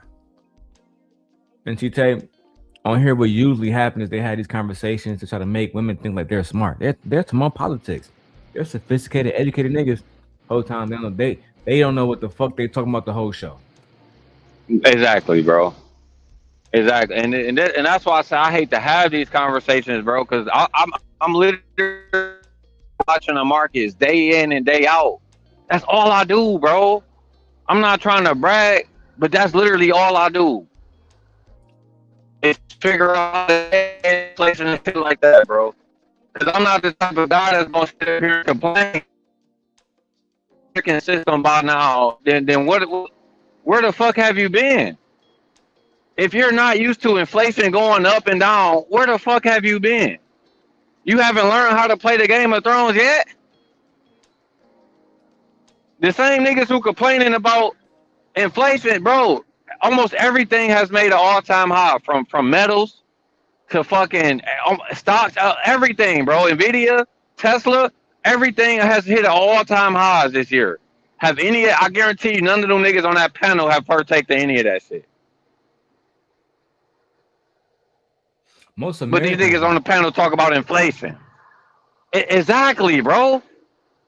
Then that's why I keep trying to tell y'all, subscribe to my channel, Trucker Trader. I'm gonna show y'all how to not be like these niggas on the internet complaining about an extra $20 fucking that you had to spend on groceries. Whoop-de fucking do, bro. Welcome to America. If you want shit to be cheaper, take your ass to Thailand or some shit, bro. Take your ass to China or something. Even in China, it's inflation. This is not just in America; it's globally. What are you talking about? Prices are higher prices are higher everywhere you go. It don't matter where you go. Why you think they was burning barrels? Like Venezuela was burning barrels with their own money because their money don't cost nothing. The price on the dollar don't even cost nothing anymore. What are you talking about? Inflation is everywhere. It's not just in America. But what I was talking about is that the cost of living in other countries is cheaper. So if niggas can't afford to live here and they gonna just sit up here and bitch about it instead of coming up with solutions on, hey, how can we make more fucking money? It's exhausting for me. All right, fuck it. Let's keep going. Right? Food prices are down. Gas prices are about the same, right? And we know we had a huge spike because within the presidency, that's the part that nobody's even talking about. There was a huge spike back up to like 6%. All right. But he's gotten it back down in a year's time. And you guys aren't giving any consideration. This is Trump's first, not even whole year. It'll be a year in January. Okay. So he had to come back and rectify a storm economically. Okay. Start the tariffs, get the tariffs working and going, bring down food prices, eggs specifically, which he has done, right? Maintain gas prices, all these different things. Man, and now y'all have not showed not Everybody one. ain't eating eggs every day, goddamn it. You talk about goddamn eggs. Don't nobody consume eggs every day. Some people don't even eat eggs. Why the fuck do you keep talking about eggs? We're talking about meat. People consume meat more than consume fucking eggs. Stop talking about eggs. Shit, people consume milk more than they consume eggs. Why do you keep talking about eggs? God damn. Trucking gang thoughts before we keep going? No, sir. My only thought is, once again, fantastic is lying. We checked the price of groceries earlier. The price of groceries has significantly risen. So unless we have, like, that's why I use Gemini. Unless they have a genuine conversation about whether or not what they're saying is genuinely true, then it's just a waste of my time. I'm just going to continue to expose it. Where this price is astronomically jumped in a year's time, y'all just making accusations. Fantastic. No, it's fine. No, it's fine. You know, fantastic. And by the way, I want the bottom row to participate a little bit. I'm just going to say this, fantastic. If the economy was doing better under Trump, it wouldn't hide the GDP numbers and the job numbers every 3 semesters, every 3 months. If Donald Trump numbers were so good for the economy, or at least were stable to the point where you say at least he maintains something or there's a minimal improvement, these motherfuckers and his administration will be hiding GDP numbers and job numbers every time they can. How are you hiding that is literally going to make you more popular around the American people? Why are you doing that? Can I say this real quick? Let me say this real quick, Anger Man, because they point is moot. If the tariffs was having an effect they said it was having, the inflation would skyrocket. It wouldn't just jump up 1.1%. Inflation would skyrocket if the tariffs was having the effect y'all are saying they were having. It would be more expensive across the board, but they're not. If inflation is just up 0.1%, I don't know why y'all can't see that. What's your point exactly? That is the point, that y'all are wrong. So you just repeated what Fantastic said. I've always not liked CJ. CJ, I don't understand why you even fucking here, bro. God damn. I should have got the time set where they got into the fight, because now I gotta get high again. Jesus Christ. Hey, let's get some donations going. Jesus Christ. Yes, y'all are wrong. No. Your point is, I'm going to repeat what y'all are wrong, man. Y'all just saying shit. Oh no, your point now is better. I'm going to repeat what Fantastic said, and y'all wrong. Now is way different. Don't be a hater, right? Fatty. Don't no, hate. No, it's good. Because you wrong and you win, Millie. This is what you do. No. I love it. I love it. It's not show that you're wrong. If the inflation up, only there's hey, shows that you're wrong. I want to compare the GDP and the job numbers, but I can't because they're not being released for whatever reason. Lucky and JB, y'all want to press anything? You're going off of everything you can't see instead of the stuff you can see. Yes, you got evidence. Because we have another stop and then we go to the main event. Go ahead. Y'all wasted 30 fucking minutes of me and my brother in their time. Let's see what JB got to say. Lucky, JB, and Angerman. Okay, Angerman. Go ahead, Angry Man. Was she going? No, she's talking with somebody on the side. Yeah, I don't really have too much of a dog in this fight when it comes down to like, the tariffs and things like that. There's only going to be so much that you really can control, from the perspective that we sit at. Like I said, what Mr. Fantastic said, he's in his first year. So it's only so much scrutiny that you can really give him until you get to maybe like year 3 or 4 or whatnot. But just sit right now, we definitely got to sit back, wait and see how things transition. No, we don't. We can specifically speak about how his presidency is fucking us over. We can speak about it. We don't have to sit back and wait all 4 years, bro. Now, to my brother point, we can speak about other things. Y'all don't have to just blame it on one fucking man. It would be nice to hear y'all talk about, I don't know, y'all local politics, local laws, right? Zoning regulations, anything that's happening in your actual city, but too much to expect from these niggas these days, man. Let me keep going. That's what I think. For better or for worse. And then I have another curveball for you and your president. Go ahead. Like, I'm literally trying to figure out how a nigga that don't even live in this country gonna tell me about the economy in this country. Uh-oh. Here we go. Minute. Wait a minute. Shit. Wait, first of all, you're not gonna speed past that like you didn't just say what you just said. Here we go, Tay. Oh shit. Let me go ahead and spark my shit now. Let's fucking go. Oh Shit. The whole tone and everything changed. Wait a minute now. He was your friend 5 minutes ago. You were just asking for protection 5 minutes ago. And crying and throwing a temper tantrum because he was spanking your ass. Now all of a sudden, I'm mad at you now. No, this is America. USA. USA. Nigga, you don't know too much about your own motherfucking country. So how you got a nerve to sit up and say something about somebody else? People can see that shit. Can see that America is plummeting, and it's sad to watch. Other countries, thank you.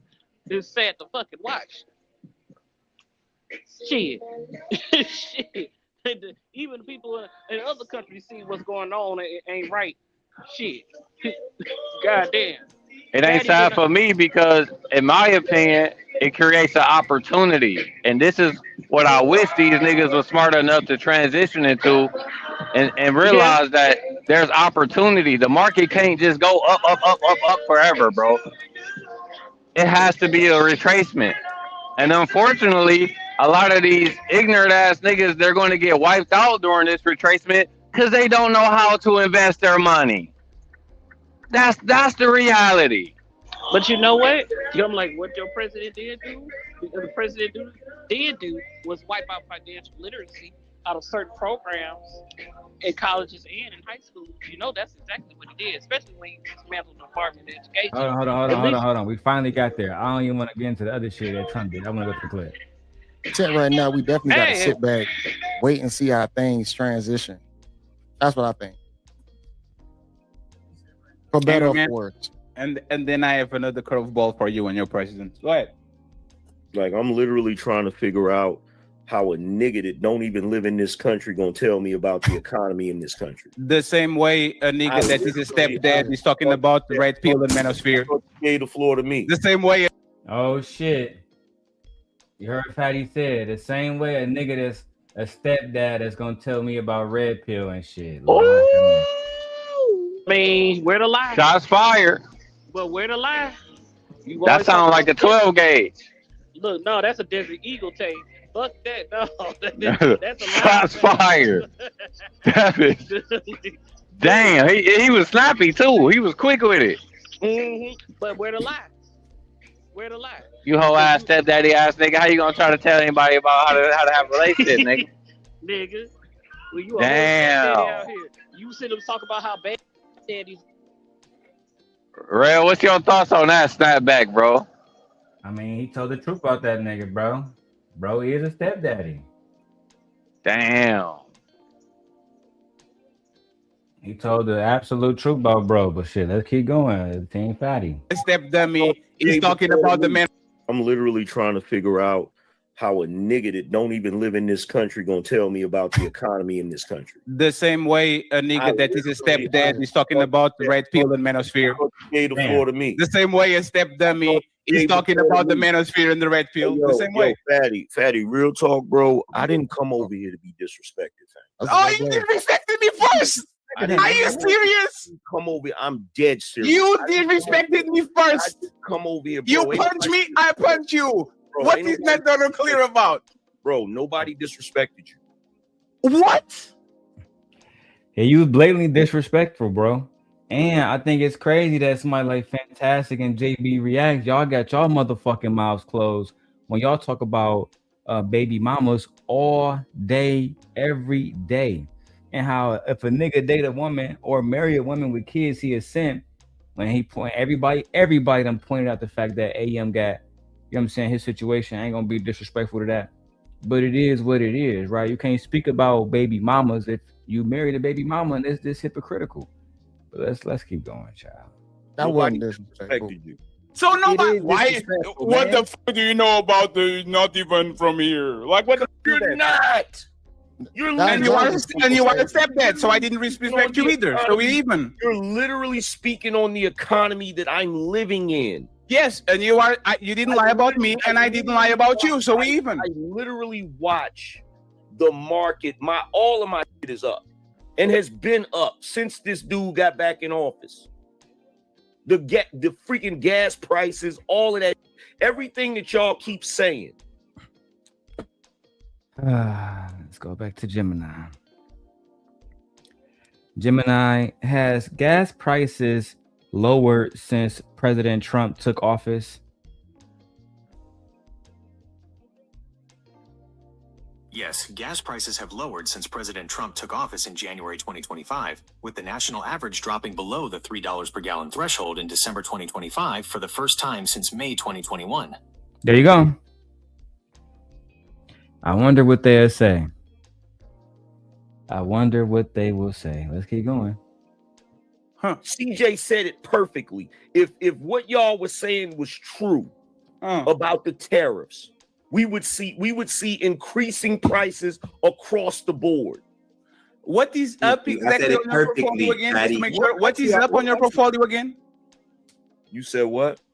What is up on your portfolio again? What is up? What do you mean? What is up? You said, "Oh, I have these," and I. What do you mean? What he mean? He's talking about your portfolio. What is up? Like what is in the green, nigga? You see what I'm saying? Trucking. They can have a basic fucking financial conversation, but stunt with your portfolio. Oh my fucking God. Yeah, these niggas, bro. I don't even see how people can really sit and listen to these niggas for so long, bro. It's like, nigga, my back's starting to hurt. I done lost my high. I had to come back to another one. This shit is ridiculous. These niggas ain't providing no value. You know what I would at least try to tell people? All right, here's a simple idea. If you know that inflation is coming, and you know that certain things are going to go up in price, why wouldn't you invest into those things on the stock market, right? If you know that technology is going to be more expensive sooner than later, why wouldn't you go and buy some Apple stocks, Nvidia? Can't do that. Wouldn't that be more of a better conversation, bro, than these niggas going back and forth on why Trump is the best or why he's not the best? That's why I don't even like talking about Trump. No, see, you don't be on YouTube like that. So you gotta understand, a lot of black men have become anti-black and pro-Republican because it's profitable on YouTube, and they always trace it back to black women ain't shit, the black community ain't shit type shit. So it's like manosphere-ish type politics type shit. You know what I'm saying? Like even Myron Gaines talking about politics all fucking day now. That's all he do. Bro, I don't even have to be on YouTube to know that a lot of black people in general, men and women, these niggas don't be thinking about how can I make some extra money. I done witnessed this my whole fucking life. These niggas will blame everything, slavery, Trump. They gonna blame the school teachers. They gonna blame the construction workers, the truck drivers, everybody except me. But see, everybody not doing it. You got people like Nay, she on her own fucking business. I think it's the bum niggas who don't own their own businesses or have some type of money flowing in that's really upset and shit. You feel me? Yeah, bro, and that's what I said earlier, because the niggas who's making money ain't having these conversations, bro. They still winning. I'm still seeing niggas on YouTube right now buying Lambos, buying chains. These niggas ain't talking about no motherfucking inflation. Niggas buying houses through the inflation. Niggas are still winning through the inflation. But when you coming from a broke ass nigga's, perspective, of course you're worried, you're scared to fucking death. Cause your worry is toilet paper. I'm gonna lose it all. Head ass. I ain't gonna be able to afford to buy tissue paper to wipe my ass with. If that's your fucking problem, bro, you don't even need to be on the internet discussing shit in the first fucking place. You need to be trying to get another job or something. That's the reality, bro. And instead of being there talking to Snoop Doggy Dogg, gonna get you a jobby job. Child.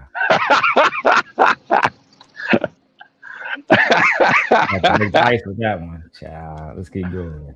Have that. What is up on your portfolio exactly? I said across the board.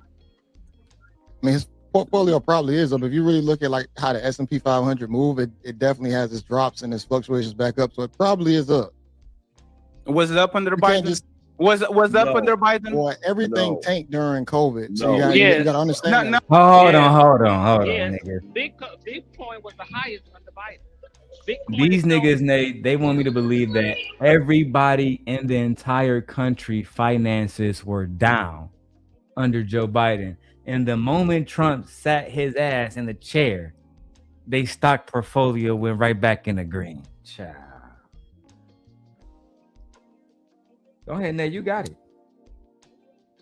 Bitcoin itself hit 105,000 under Biden because of how he did the economy. A lot of people don't even know that. They should have been thinking Bitcoin because of 100, it's maintained 100,000 so far. It dropped back to 89 when Trump first got into office.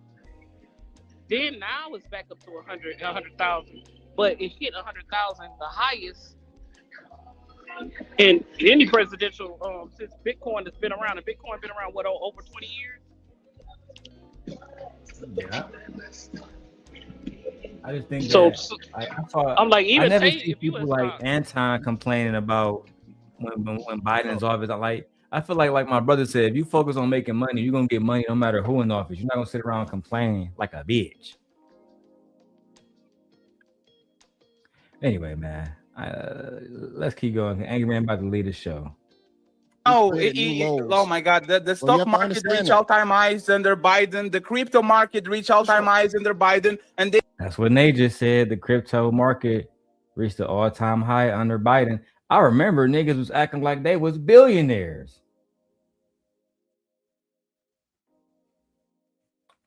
Joshua Starr, I don't even know who you are, bro. So I mean, unless you want to hit the panel, I can't respond to niggas' comments who I don't know, big bro. But I mean, I appreciate you being here. That's for sure. and he keep No, going it because we are in the bubble. No, it didn't. No, it didn't. What? No, it didn't. So in 2024, the S&P 500 and the crypto markets and the housing markets weren't hitting all-time highs at the same time. Bro, right before Biden got elected, you could literally predict the way the market was going to fluctuate in reference to crypto. Right before he got elected, if crypto was up, the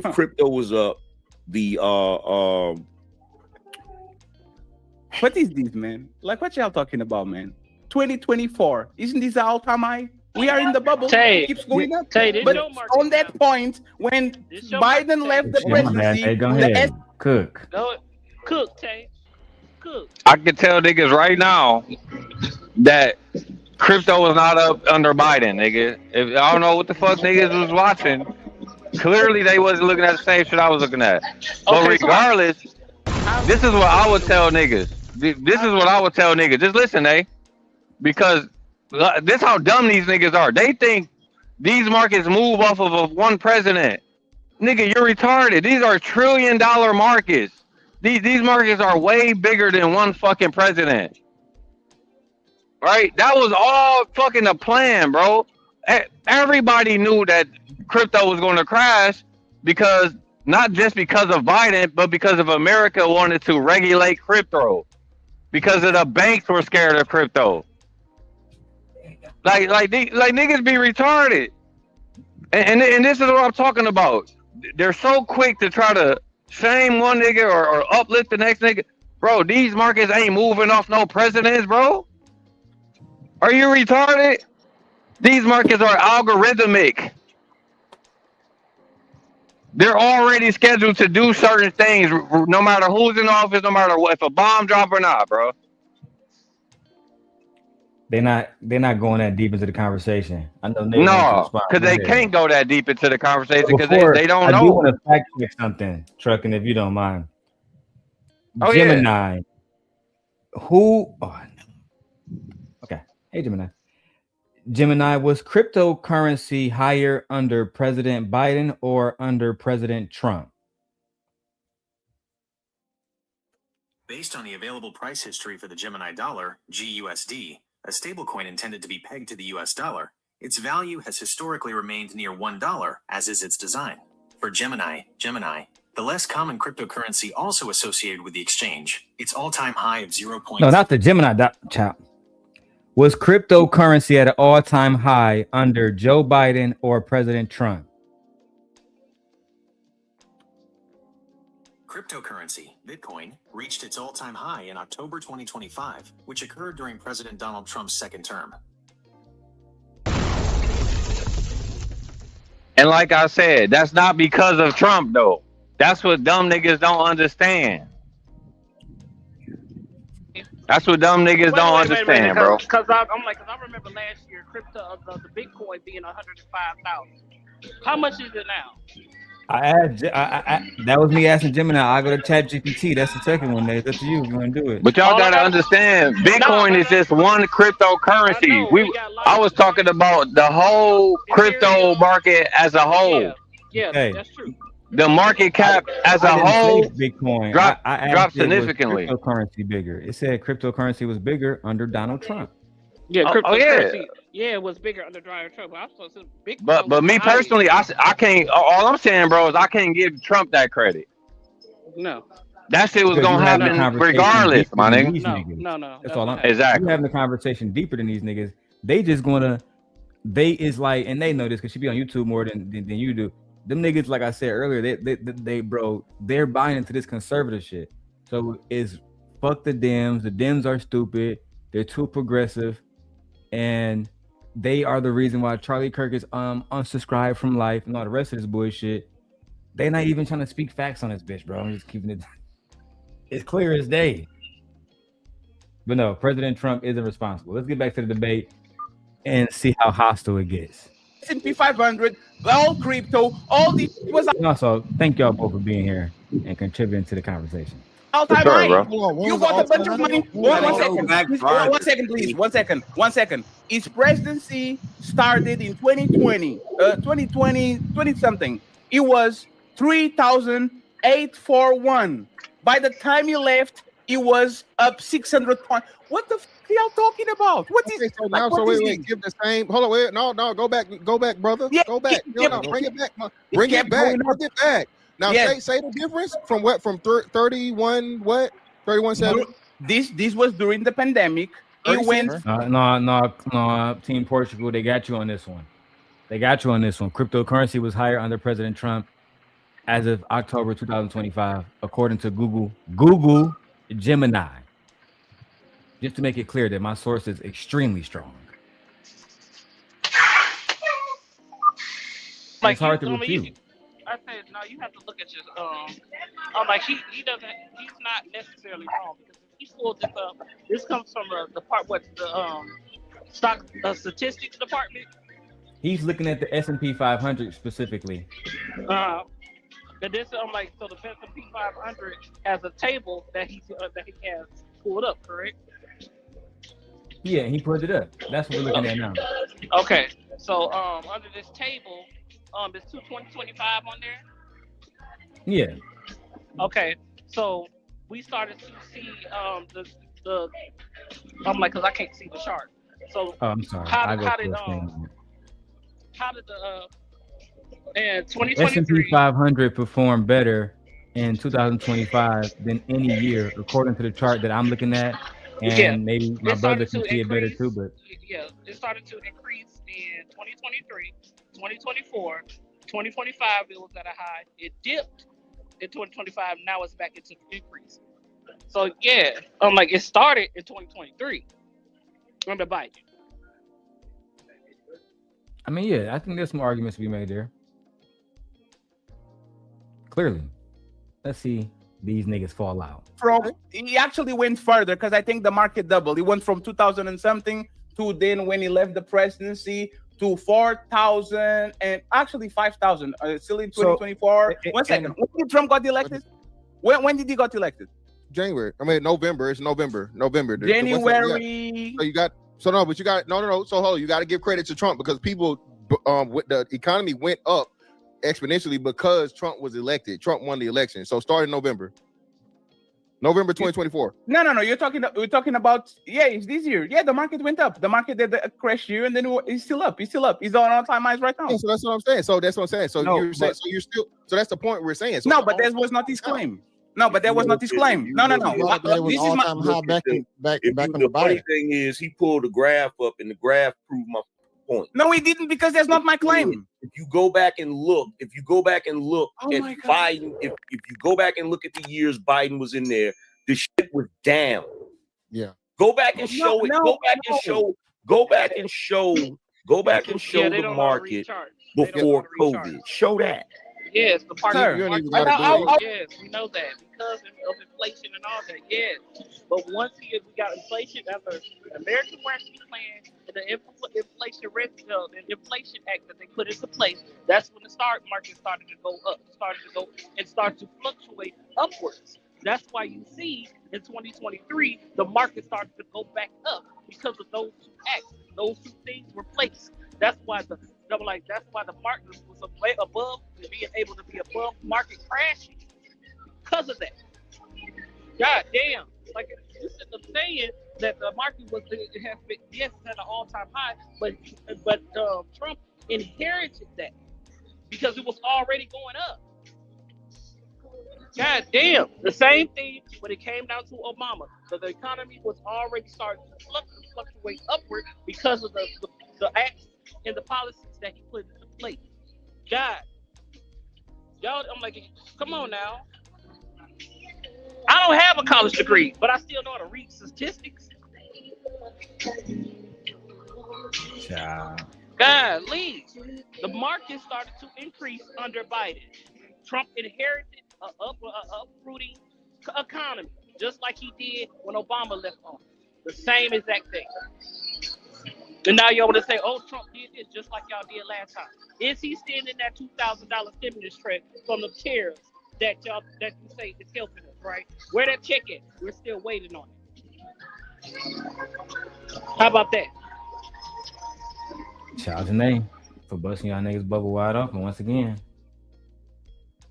I will do it. I will do it for sure. I will do it. Okay, you just Fatty. At the end of the day, right? Let's just go here. But Angry Man, fantastic. That was not my point. Because stock market doesn't reflect the average American. The stock market reflects the top of people that actually have enough money to invest. I never use that. But Angry Man was saying that the market was up to when it comes to Biden. And I'm saying if Biden was elected in 2000, and this is the pandemic, it's right here, right? It was before the pandemic on 3,000. And by the end of it, in 2024, look at him. He literally doubled. He literally got 1,000 more points, more than 1,000 points. I got you. But Fatty, you're missing the context. And this is the part where, like, again, I'm not saying you're being malicious in it, right? What happened, Fatty? After COVID, the most money that's ever been printed in the world was printed. Everybody had extra money, Fatty. They were overpaying people to not work. So you had people that had never heard of the stock market. You had people that never had money. That's why the economy was booming, bro. It's context here. Yes. Hold on. Don't say no. No, definitely but fantastic. the globe is bigger than the United States. All the countries will follow in the same metrics. Inflation why was though? up. Hold on. Like the jobs were. What's the reserve currency of the world, Fatty? Who It's determines American the way dollar. the world moves? No, but that's not the point, friends. Think about it. More inflation in open the economy. What am I? AI. You invited me over here for? Maybe it wasn't until. See, this is what I'm talking about right here. Is this what you? This what you invited me over here for, bro? No. Doc, we tell Like you, real Doc, talk. Is this what you invited me over here for? Maybe you are an investor. The S&P 500 did great. What you invited me over here for, bro? You know what? I'll be quiet. I'm going to get a sandwich. Let me go get an hamburger. All right, Like, this shit is goofy as bro.